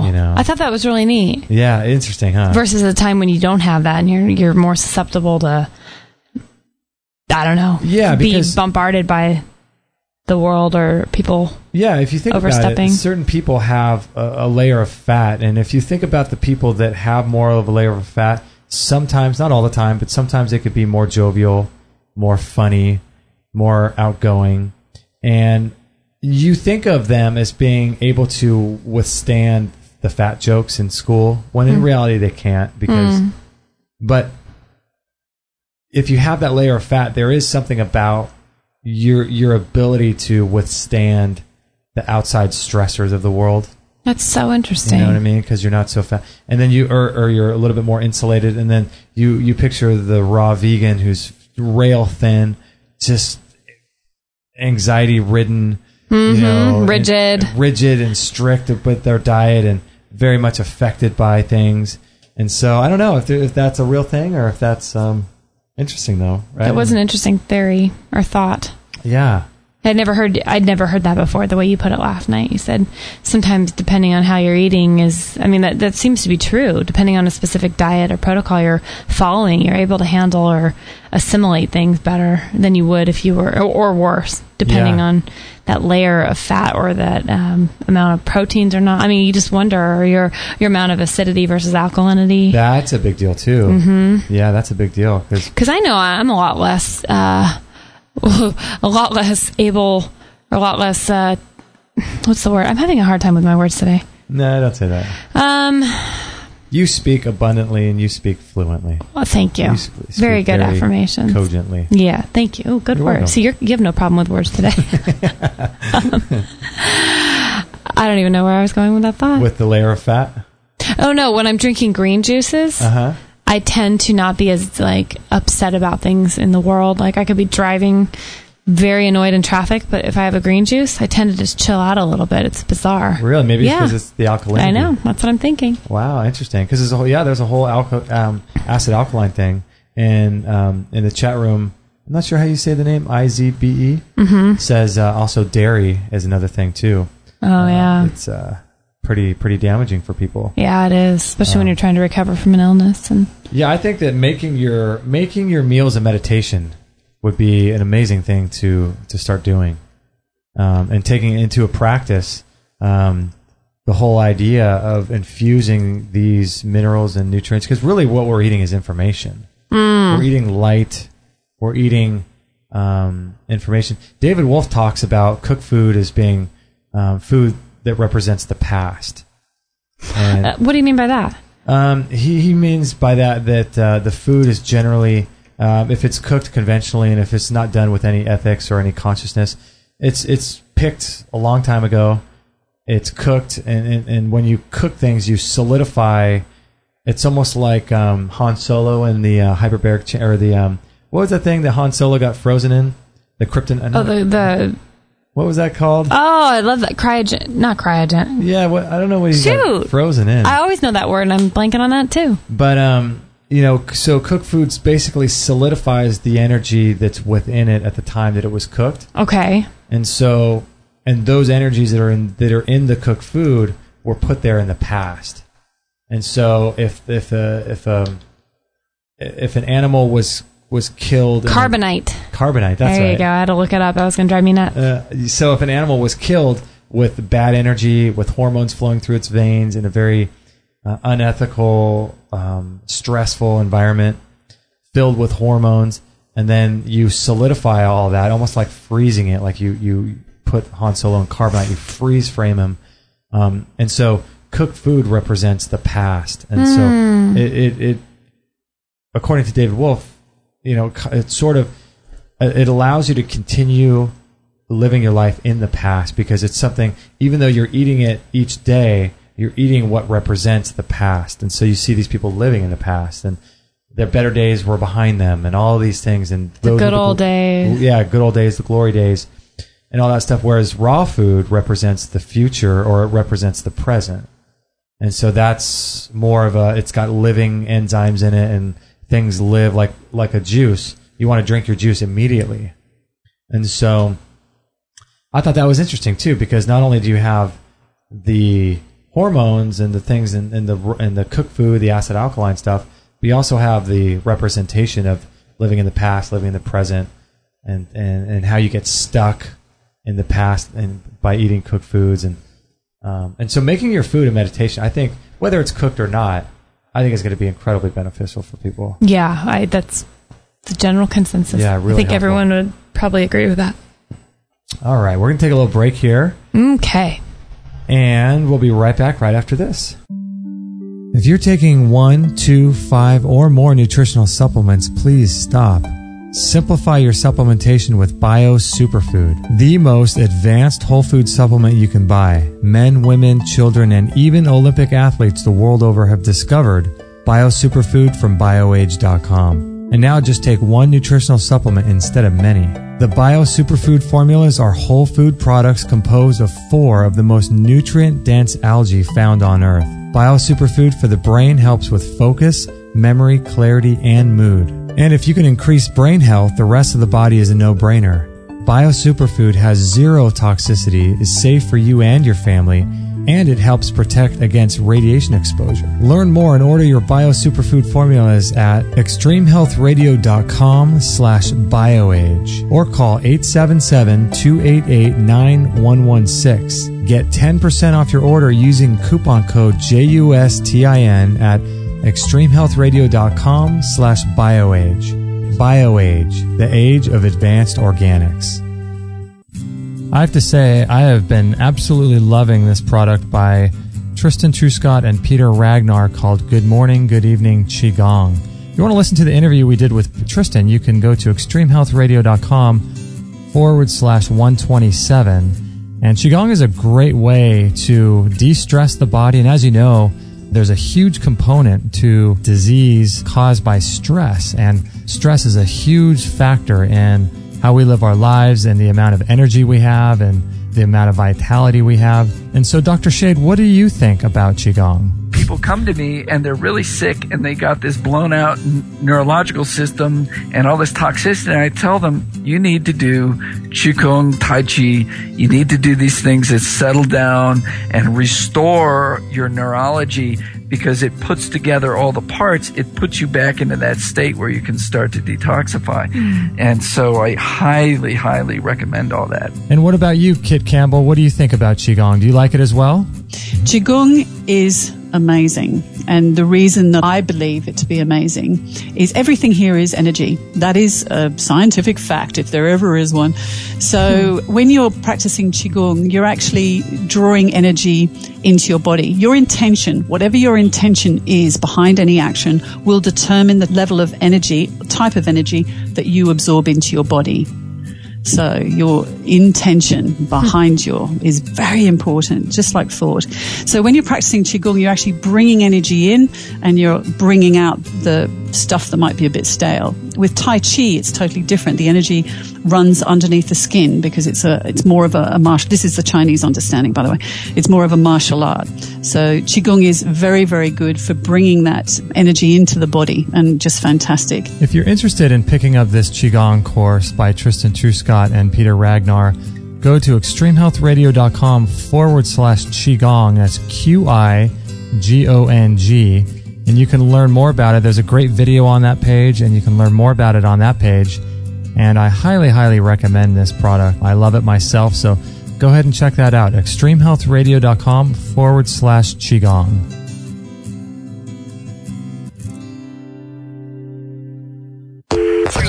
All free shows, all the time, on Extreme Health Radio. Opening minds and transforming lives worldwide. Join our community today. Sign up to our email list and instantly get our free gift to you, along with loads of inspirational content and cutting-edge tips to help change your life at extremhealthradio.com/subscribe.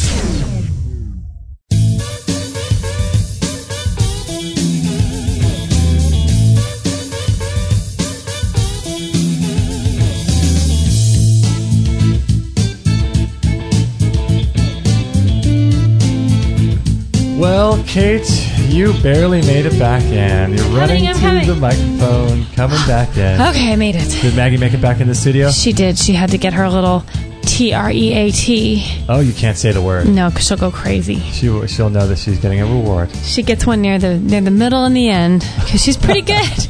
She curls up on that biomat and doesn't make a peep. Really? Give her two biscuits? I gave her 2 biscuits, yes. Really look at that.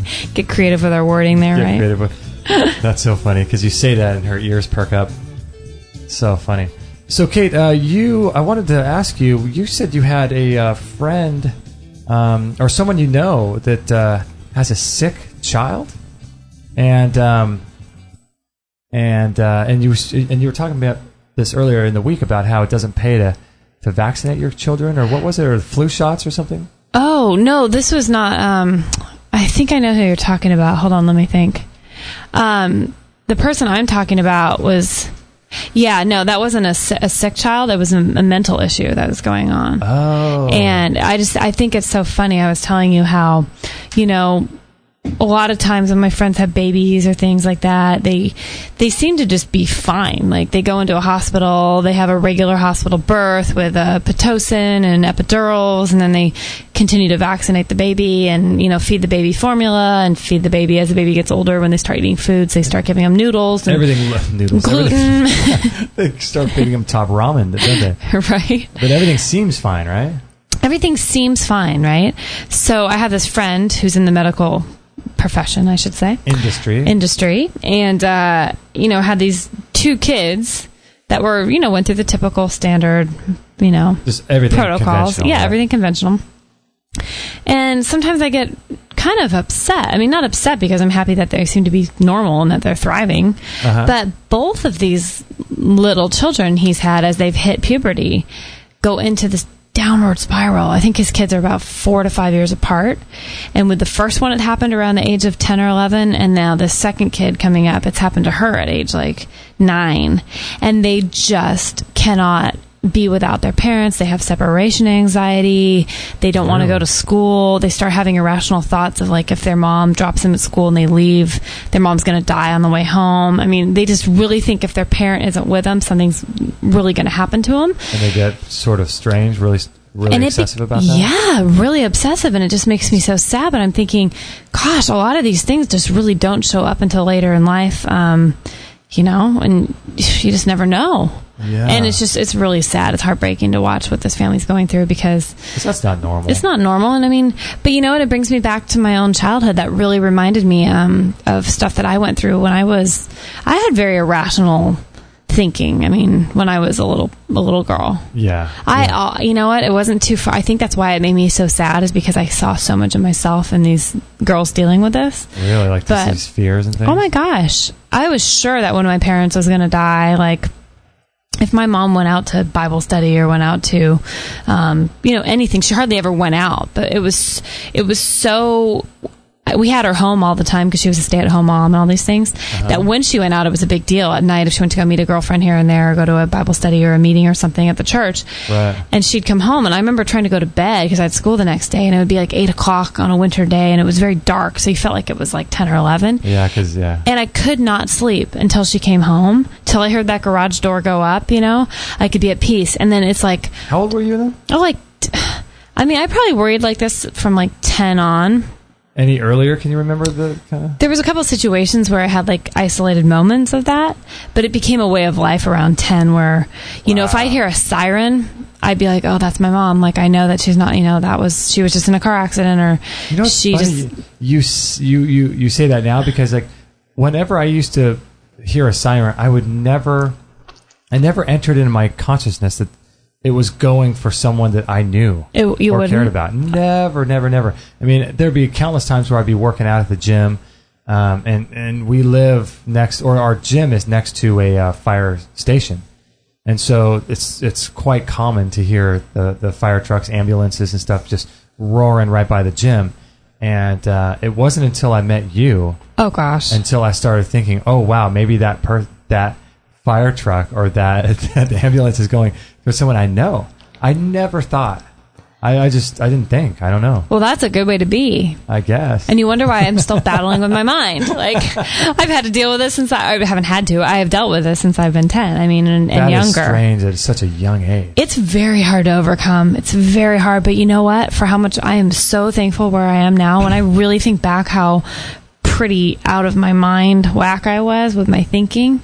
What are some I have examples? Come so far. Well, I remember you talked, and you talk openly about, when you were a kid, you watched those movies. What were they called? Left Behind? Oh, yeah. About the rapture. Yeah, at church, they would show us. Yeah. It was like youth group nights when you were 10, and they would show you these movies, like Left Behind or A Thief in the Night. So let's explain for people that don't understand.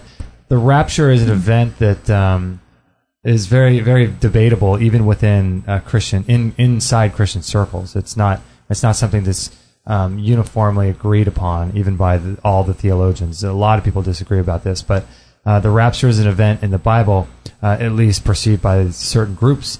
It's an event in the Bible where God will, in the blink of an eye, snatch up all of the believing and living Christians who are living on the earth. And so it says that 2 will be in the field milling wheat, 1 will be taken, and the other will be left. And all these other kind of things where all in a blink of an instant of an eye, you'll be, in the twinkling of an eye, it says, you'll be up in heaven with God. Transmutated into heaven or whatever. Mm-hmm. And so you can see, there's a new Nicolas Cage movie coming out right now. Did you see that? I have heard about it. All about this whole thing. In his full glory. I don't care for Nicolas Cage as an actor, but that's just my opinion. No.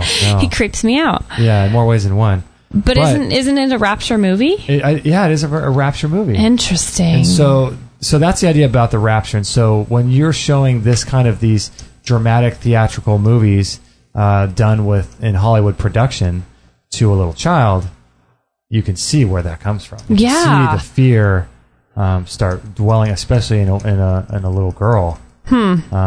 Even us, some of our male friends, have the same thing and had to come through that. But that's where a lot of your fears. Yeah, who wants to be a 10-year-old kid when you're at church and they show you this movie about, it's very scary. It's all fear-based. Mm-hmm. And, I was sure. There were times. Yeah, I want to hear about some of the things that you think were... There were times, though, crazy. After those movies, even in recent years, I remember when we first moved into this apartment that we're in now, when we were moving in, there was a strange time where you went out to take some boxes to the trash, and you disappeared. You were gone, and I had this, almost this panic moment where I thought, oh my gosh, you were nowhere. I don't remember the situation, but you were gone. You went out to take... a long time? You were gone forever. I don't know where you went or what you were doing, but I expected you to come right back, and you didn't, and then I went outside, and you were gone. I kept calling you. You were nowhere. The car was there. Everything was you where... called my cell phone that I don't have. Yeah, that you don't have on your fake cell phone. Your shoes were somewhere. It was just weird, and I thought, it looks like he just got sucked out of his body. What if that were the case? And it brought me back to those fearful childhood memories of watching those movies going, oh my gosh, if that happened and I'm really left here, I'm screwed. Because they talk about the Great Tribulation where God snatches up all the Christians and then, puts the rest of the world through 7 years of hell, literally. Of great plagues and famines and wars and Antichrist is coming, and you have to say no, otherwise you're going to be burned at the stake. And all this stuff. My gosh! And so you thought, but then that's too. It's interesting because, why would if I got taken and you got left? Then you start thinking, well, what? Apparently, I wasn't a real Christian, or apparently I wasn't a real believer, or right? How did he get taken and not me? What's wrong with me? Right? Right? It starts getting into all this other kind of weird. So I had that put on me growing up. It's you better make sure that you're 100% okay so you don't get left, or in the movie, gosh, A Thief in the Night, I don't ever want to watch that movie again. That's how much it creeped me out. I kind of want to see it. Well, it's so cheesy. It was made in the 70s. It's so cheesy. I remember this freaky little... It would, yeah. And there's this freaky little song all Marshall, Will, and Holly. Land of the Lost. But there's a scene at the end where this woman who has been left behind is trying to outrun the people that are trying to get her for some reason, and she's on this bridge, and I tried to block part of it out, but there's helicopters circling and trying to get her, and she's debating about I think jumping off the bridge. It's she doesn't know what to do because they're just going to get her, and it's just this climactic event. Yeah, and you wonder why. This is 10 years old. Now I'm 35, and I'm working through some issues, man. No wonder why you have issues with perceived authority figures. Well, right. With helicopters and police and people coming to get this woman, and oh yeah, you know what I mean? And, oh yeah. You're a blank canvas at 10 years old. You're just. Even though it's after the 7-year point where Bruce Lipton talks about, your formative years, downloading everything. You're right there. Yeah. You're 3 years removed from that, and just completely downloading all that fear. Mm-hmm. Man, that's got to be bad. Yeah, it hasn't been easy. Whoa. It's been a So lot. what other things have you felt like you've had these irrational fears with growing up in high school and college and as a child, all these sort of irrational fears? You said you kind of have a lot of them, or you, I guess, did have a lot. Yeah. The way my whole brain worked was not normal.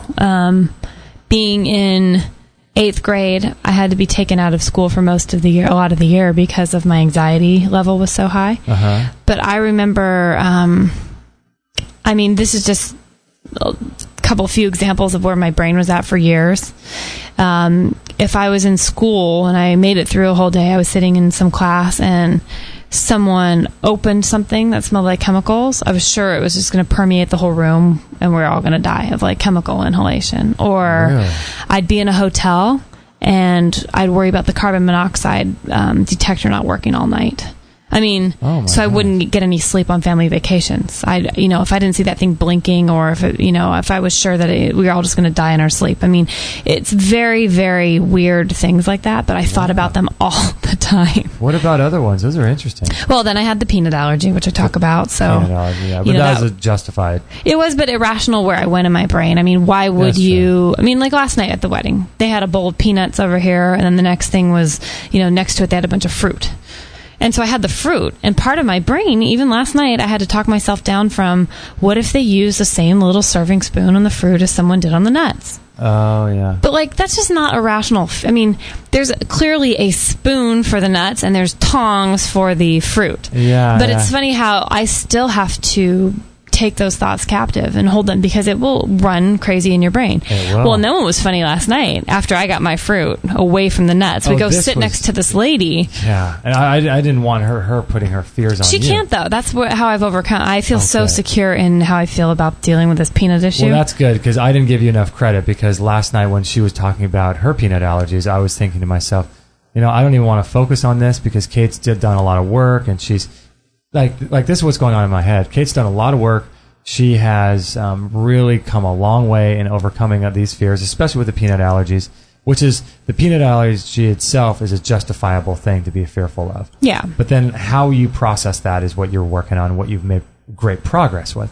So we're talking to this lady, and I was just thinking, I don't want her putting her stuff on you. Yeah. I didn't give you enough credit. Right? We were both sitting there eating our fruit plates, she and I. Yeah. And I don't know what, but she starts talking about how she just came back from Asia and got this very strange health issue from going to Asia so many times. Mm-hmm. And now she has all these allergies to food, especially nuts. And she starts going off and off about how she carries these EpiPens and how she can't breathe, and these things start in her chest and they start to overwhelm her and suffocate her, and just all this fear-derived stuff. And I saw your eyes were as big as saucers looking at me like, don't listen, don't listen, don't listen. But I was actually very calm, and it didn't make me nervous at all. But that 5 years ago, that would have freaked me out. Really? Because I was going to restaurants 5 years ago and I wouldn't eat anything, or I'd have to check, ask the server to check every time I would go to that same restaurant. Like, what kind of oil do you use? Even though I knew they'd already told me that they don't use peanut oil, which actually isn't even a problem, apparently, with people suffering from peanut allergies. Peanut oil's not? The oil, apparently, I don't want to try it, but they say the oil is just, it's fine. It doesn't have the aflatoxin like the actual nut. So the oil is fine, apparently. But it's still, I just don't want to You want try anything associated with it, yeah. Right. So, but even 5 years ago, when I would do something nice for myself, self-care, to go get a massage, my mind was so warped. This was just 5 years ago? 5 years ago, that I would think, as I'm trying to relax getting a massage, I wonder what's in that oil. Like, I wonder if she even what if she had a snack before she's giving me a massage and snacked on some nuts, and now she's rubbing my throat and my neck with this. Am I going to have a reaction? This is the kind of mental obstacles I've had to overcome. So, yes, I do think it has greatly impacted my health, and I'm still working through these things, but I cannot believe how far I've come from even 5 years ago, from a lifetime of things that just are so not normal. They're so not normal. Wow. Where did all that come from? I don't know. I do and I don't. I just think that a lot has been handed down to me generationally. I look at how, unfortunately, my mom is the most, I think, nervous and anxious person I've ever met. in a lot of ways. And, yes, she didn't mean to do anything to us kids, but we've all dealt with anxiety or depression to some extent. But, this is, so when people have these bouts with anxiety attacks or just these overwhelming senses of anxiety in their life, I had a little bit of that about 4 nights ago. For the first time in years, I had a little bit of anxiety. You were gone playing ping pong or something with your friends one night. Oh, yeah. And I felt very anxious and out of my body, and I hadn't had that feeling in 5 years. That's right. Yeah, I remember you said that. And I'm really glad I had it. It made me totally unnerved, and it brought back everything of how much anxiety is a huge problem. Like that kind of anxiety that runs your life, it's just the worst feeling. It's so hopeless when you're in it, Does it feel like you can't get, like you want to jump out of your skin kind of thing? It's bizarre. I can't even explain it. I mean, people who have anxiety are the only ones who probably can really understand it. I mean, yeah, you want to jump out of your skin, but not in it's not like, hey, I'm shaky and I'm feeling hypoglycemic kind of jump out of your skin. It's not that. No, it's just this state of being stuck in this place that is so horrific. Wow. And it only lasted a couple hours, and I went to bed and it was gone the next day, but I was so grateful for that reminder of what that felt like. I actually was like... You've done a lot of work. I have done a lot of work. I'm not done by any means, but... Not only have you done a lot of work, but it's, for some people it's sort of one-dimensional. For you, you've done work on different layers, different levels. Mm-hmm. And so for you to overcome anxiety and fear, but then for you to open up your mind to different ways of thinking, I'm trying to figure out, what is it? Just a journey of lots of different things, incorporating lots of different angles and lots of different modalities for you to have made the progress you did throughout all this? You think it's like the green juices, but then also they're being open to acupuncture and Reiki. You know what I mean? Yeah. These different, green juices is different from acupuncture, but they all kind of go towards the same holistic healing the natural body. I think they've helped me because, we all know that in the end, it's within you. It's your mind. You can heal yourself, like Louise Hay's whole "you can heal your life" thing. I do believe that it's all there, but I think 5 years ago, going inward in my mind that much, I couldn't have gone there without these other tools to help get me there. So I think in my healing and my journey, it's a culmination of things. Now I'm at a place where, I can go into a meditative state and deal more with stuff because I've had a better foundation to help me, because I think that would have caused me more anxiety in the beginning to sit with myself and really go. I wasn't there. And I think people are at different stages at all times in life, Right. So that what might be true for me now wasn't true for me 5 years ago, and it might not be true for me 5 years from today. Yeah, and you've done a lot of reading too, and there's a difference, because we used to have these books, How to Deal with Your Anxiety 12-Step Program or something like that, and it was just a conventionally written book by, I think, some therapist or doctor, and this is worksheets and all this stuff that, you would look at it and be like, I don't want to bring up all this old stuff. I don't want to bring up all these...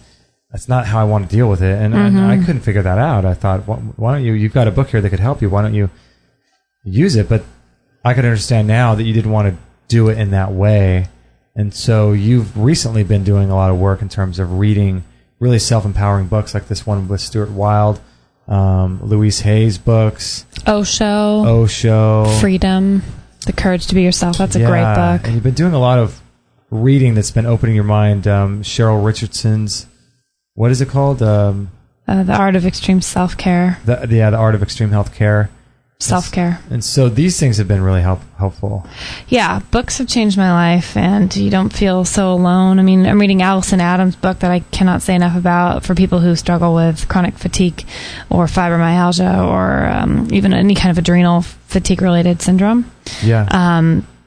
I feel like, wow, I'm really not alone in all this. The things that have come out of that book, I feel like she's reading me my life, and I feel like someone finally gets it. Like, I didn't know what these health issues kind of were and what they were stemming from, and I read this book going, okay, finally, I'm putting it all together. Like, the pieces are coming together for me. Yeah. It's like you're becoming your own guru, or you're becoming your own teacher. Mm-hmm. You know what I mean? Yeah, that's what it feels like, and I feel like I'm able to put the signs that were there back in the day that I didn't see as anything other than that's just something I went through. Right. like I was reading the book, because I had this period of time before we got married. I think we were dating, and I was living at the old hotel. There's this really neat old Spanish building in our town that was an old hotel built in the 1920s, and it became a apartment complex, and so there was like 40 apartments, and it was just a really magical little time in my life where just a lot of neat history and a lot of fun friends I met there, and it was quite the fun place to live. Anyway, I was living there, and I had this period of time where I couldn't sleep in my bed. Do you remember that? No. My bed stressed me out. I couldn't figure that out for the life of me. And I felt really ridiculous saying, you'd say, how was your night last night? Oh, it was kind of okay. I slept on the ground. You're like, why are you sleeping on the ground? I said, because my bed stressed me out. My bed stressed me out. It was stressing, and it was about a 2-week period where I could not sleep in my bed. And I had the most world's comfortable bed. Wow. And I started sleeping on the ground. Well, last night, I was reading again an Allison Adams book, because I can't get enough of it, about people with some weird sleep issues when you have something like a fatigue-related syndrome. Really? So weird. Was that one of them? Well, she talks about people that have the problem sleeping through the night, but then she talks about, people who have issues sleeping in certain areas or in certain ways, and I go, that was totally you. It was so me. I mean, it's been a long, slow decline, so no wonder it's going to take me a while to kind of climb back up but it actually made me feel like, okay, that makes sense. I thought that was just some weird period where for 2 weeks I couldn't sleep in my bed. What the hell did that have to do with anything? But now it's interesting though that if that was related to the chronic fatigue syndrome, that means you've had that for 10 years. Right. And you know what? I really believe I do. I have. And that is so weird. Now that I'm finally putting the pieces together, I can address this and really deal with this, in a better, positive way. It's cool because what you're doing is fighting for life. Like you're really forging through and saying, this is like, I got to become my own doctor kind of thing. And I have to doctor myself. Like, what's his name? Andrew Saul. He's been on our Doctor website. Yourself. Yeah, dryourself.com. And that's kind of like what you're doing, Well, what's weird that you said that? It's fighting. I don't like to use that word, but it's forging meets flow. Right. It's a very strange thing because I do want to be very intentional about the progress I make and the way that I'm forging a new path. I do, and I think there's something very healing about taking that on and making that your action plan. Otherwise, you're just going to kind of get swept up in life, and you're not going to really deal with things. Right. But at the same time, being able to jump into the river and let it take you where it's supposed to. So it's like I'm in this weird no man's land, and it's working for me. And I can't even explain how it's working, but I feel like I'm in a really great place where the two rivers meet. And I'm kind of in this whirlpool. I'm like where they meet and create this new kind of force. Kind of new, like vortex. Yeah, it's really an interesting time in life right now. It's weird too because like when you're going down a river and then you get to the bank, and then when you get to the bank it kind of settles and creates these little whirlpools that are almost creating their own energy. Yeah, I'm in a because it's like whirlpool. For you it's forging in a different direction than the fear that you were raised with, but then it's also living in the flow of how things are happening around us, and letting those two things create its own energy. Yeah, interesting way to put funky. That. Yeah. Yeah. There's a really cool quote in this book. It's not a quote. It's just a little chapter I'm going to read here from Stuart Wilde, and he's got an interesting idea or chapter here called "Avoid Becoming a Guru." And he says, as your energy starts to climb and you begin to release the crud from your life and move towards the infinite self, you're going to become a teacher. You may not stand on a podium and teach or write books, but you will teach nonetheless. You will teach by example and by energy. You'll teach others because you know the Tao, and you know the patience and the art of doing and not doing.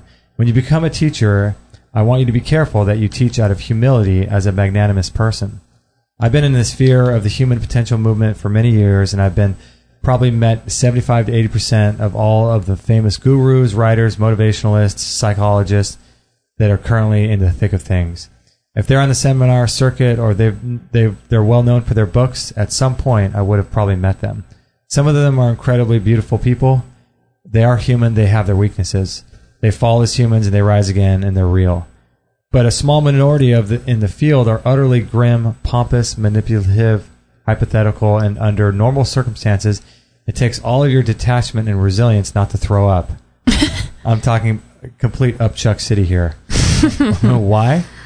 They raise their energy. People are drawn to them. Then they use that power to that power base to sustain themselves. They become money grabbers and are full of themselves, or they think their philosophy is the only philosophy that exists. There is no one philosophy. Philosophy is common to everybody. It's part of the greater knowledge.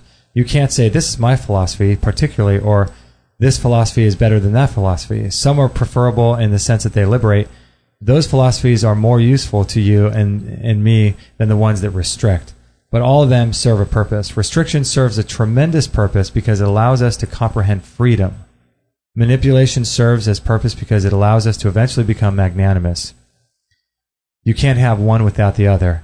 Traveling around and meeting the teachers, you can see how some of them literally buy the idea of themselves being God. So they stand up there and attempt to do God for people. They don't do a silent I am God like in step 1, where they visualize the idea and are humble. They stand on stage and doing serious amounts of look at me, couching it all with fake humility and cheesy grins and phony displays of purity and love, while deep down they oscillate extremes of yuck. As you become a teacher, be careful with your energy. You don't want to raise your energy, then come to the end of your life and look back and see how you manipulated weaker people. Using your knowledge to frighten people, to scare them into giving you their power or their money is not appropriate. Avoid becoming a guru. That's what all this comes down to, because if you're a saintly person and you're a powerful person, the last thing you need is a bunch of people kissing your feet. You've got to be terribly in balance and seriously out to lunch to go for that. I appreciate that in the Hindu philosophy they revere gurus. I respect the Hindu ways, but for a Western person, forget it. That isn't our game. Sitting in an ashram, kissing some character on the foot. Teach from energy. The greatest teaching you can ever offer is your example. It's you as you, strong and solid. When people say it's awful, it's terrible, everything is falling apart, you say, no, it's not, it's rather beautiful. From this falling apart, there will come a change, and from that, there will be people will develop more. Stand and teach from energy. By example, serve humanity from inside your silent charisma, your silent power, your knowledge. Teach people and build them up, and then be sure to let them go. Remember, you can't pick them up, because if you do, their little legs will dangle in the air. Instead, get underneath them, support them, push them up, and figure out who they are and what they need. Teach from truth, teach from energy, teach from humility. Don't be seduced by power over people, by money, showbiz, glamour, because one day you'll drop dead and you'll be seriously embarrassed standing in the light of God, watching how you had the indescribable audacity to set yourself up as a god. Don't use your power over people sexually or psychologically. Don't use fear. Don't rip people off. People on the path are often vulnerable and trusting, and respect that. If you falter on these rules, forgive yourself and promise to be more correct in the future. Take each person that is pulled to you in the next crossroads, kiss them on both cheeks, send them on their way, wishing them Godspeed. That is the sacred way. Whew, I have chills over here. 33, Stuart Wilde. Let's see. I'm putting the link in the chat room. Yeah, 33 steps to reclaiming your inner power. Great book. I just don't want to finish this book. I don't want to finish it. I'm on 200 and there's only 220 pages left. I don't want to finish it. So I avoid reading certain days. It's like you're so close. It's so close. I want to reread it. But you know what? It's like the Louise Hay book to me. It's like the rereading is just as powerful, if not more. I feel like I soak it up even more. Oh yeah, you soak that stuff up so much. Same with Women Who Run with Wolves. I mean, there's just these books that you're like, oh, they get better and better with time. Look at my arm. Oh wow, I have chills. That was amazing. Yeah, each time you read something like that, you get different insights or different angles of looking at something, and something hits you in a unique way that you remember what you read the first time, but you don't remember that impacting you at all. And you're like, how did I skip over something so profound? Right. You know? Right. It's pretty cool, huh? Oh, very cool. Thank you for sharing that. I love it. Yeah. I love it. Well, I hope everybody is enjoying their Friday. It's Friday afternoon here now, 11 o'clock, and we're going to go see Dr. Bergman. Woohoo! Our new friend. Gotta go get my shoulders wrenched on. Gonna get your shoulders crumpled up? I hope not. Uncrumpled up. Yeah, the thing with my shoulders, we're going to do a little video filming today, so we can put that on our site. But yeah, I have this weird thing where, it's not that weird, actually. Yeah. Considering what I just talked about in my life, reading books like Ina Segal and Louise Hay talking about the physiological parts of your body that start breaking down because of more mental components to them. Yeah. I had this thing with my shoulders in the last year. It's been very, very pronounced, I should say. Yes, that my shoulders are leaning forward and my neck's kind of like starting to kind of lean. I don't know. It's like my neck's floating off of my shoulders or something, and my shoulders are rounding. So, according to books like The Secret of Life Wellness and things by Ina Segal, I mean, and that would be like carrying the weight of the world on your shoulders. And I feel like I have been doing that for so long. So I'm not surprised. Right, but Dr. Bergman, when he was in studio last week, he said, yeah, a young girl like you should not have her head floating off of her shoulders. I can help you with that. So we're going to go see him. And I do want to take a video and show people and pictures of like what my shoulders are doing now. And then when he works with me, he says he's going to x-ray my neck, right? And x-ray your neck, and then he's going to, but when he was here, he was talking about your issue as if it were a dirty countertop. It's like, oh yeah, all you got to do is get some water, get a little rag, and you can wipe that up, and then you just get another dry rag and wipe it off, and it'll be fine. Yeah, it was he was talking about as if it's just something as simple as that, which is really cool. Yep. Yep. Yeah, he made it sound like, and I'm a believer, man. The stuff that I've gone through this year to see my health progress, like if you just take, and to be honest, I'm a little fearful. I do not like my neck being messed with. I don't particularly, I've only been to the chiropractor twice in my life, and it's when I was having some major problems, and they really helped me. Mm-hmm. It makes me nervous, but I feel very confident with him, and I know that sometimes if you don't do the work, you're not going to get the results. And this is one of those things that's just, I know I need to do it, and I trust him, and I'm very excited about what's going to be the outcome of this. Yeah, I think he does a lot of that work with the upper cervical, and getting your body physiologically aligned is one of the most important things. So how we carry ourselves throughout our life ends up being something that results in things like kyphosis in the back, where you're hunched over. Yep. And you're unable to do things. And so when you have things like that, when you don't take care of your physiology all throughout your life, you have, like, for example, someone who perhaps, let's say they just are a conventional person, they just don't do anything to take care of themselves, they'll have balance issues as they get older. So they've never done any yoga or anything like that.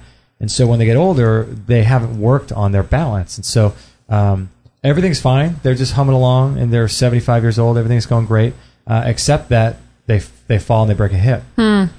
Okay, so now you got a broken hip. Now they got to go to the hospital and get surgery.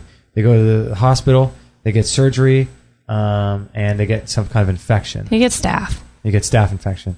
And then your body's got to overcome that, and then as a result of that, you got to go through all these drugs and antibiotics and stuff, and you barely hold on to life, and then you make it through that. And then as a result of all that, your body's so stressed and had so much drugs pumped into it and is so much weaker than now before you fell, that now the next thing that comes along is something routine like a cold, and you get pneumonia and die. And it's like, taking care of the little things, how we hold ourselves, how we sit in our chairs when we sit and work for long periods of time. I got to be better at myself, working on our balance and taking care of this energetic ecosystem that we have as our body is incredibly important to avoiding a cascade of issues, because it's not the pneumonia that killed the person.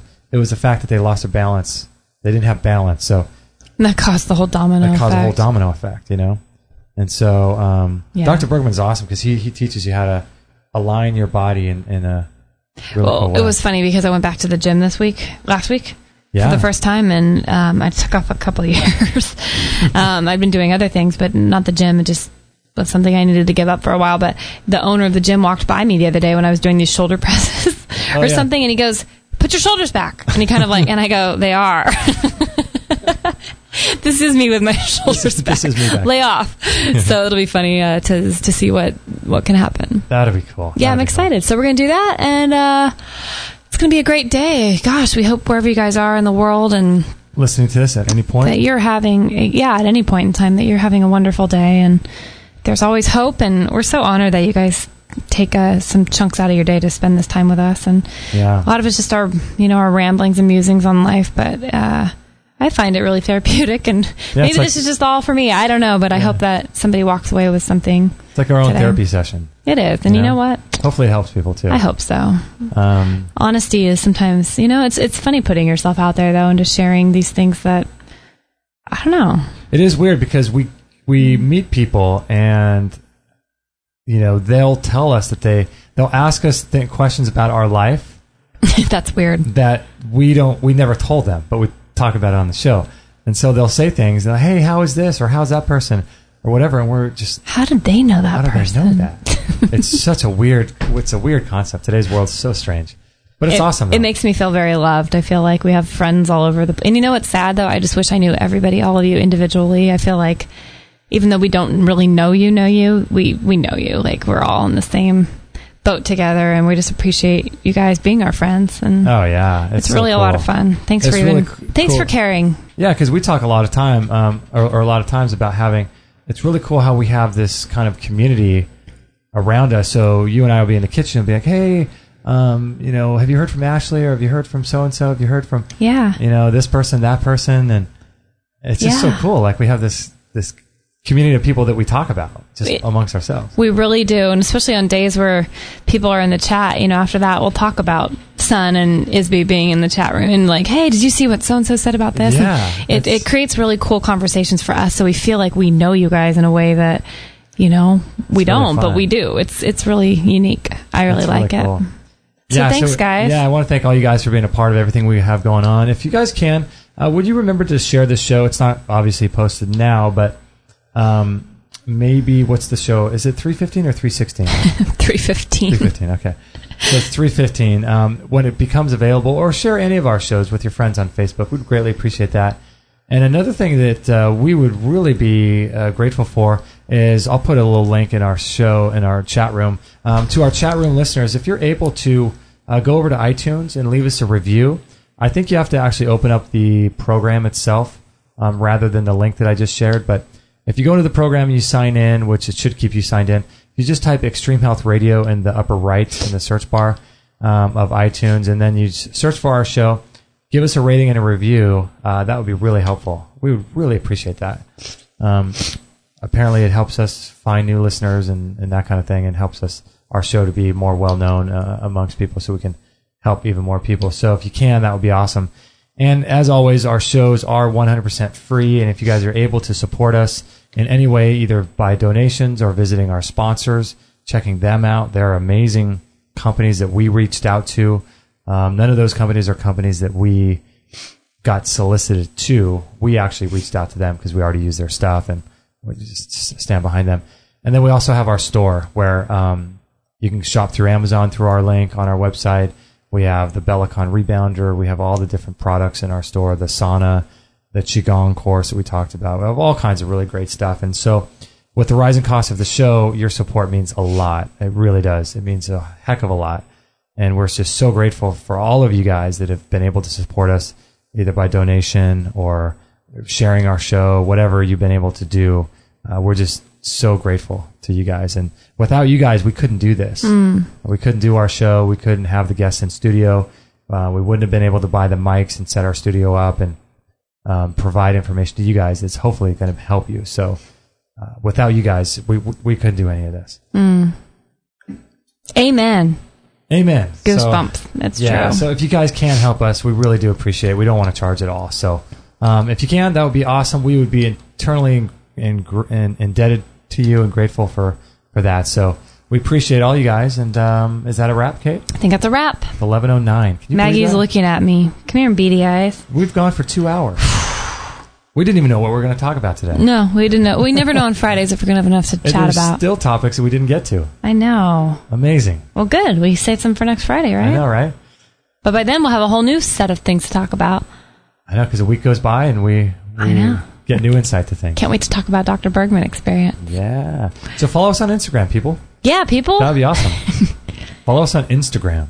Instagram. So, yeah, thank you, everybody. We've joined the 23rd century, as you've said. 23rd century. The 15th dimension.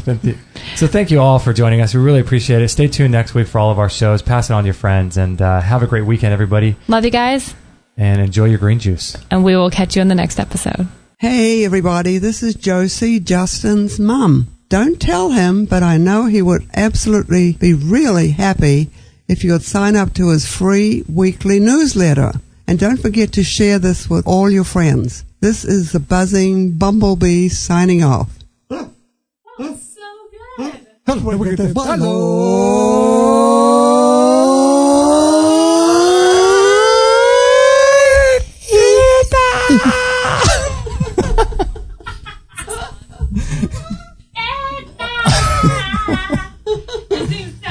Oh my gosh. Thank you for listening to this episode. It's time to go for now, but our mission does not end with this show. Justin and Kate will be back with another interview packed full of ideas, discoveries, and unique ways to regain your health.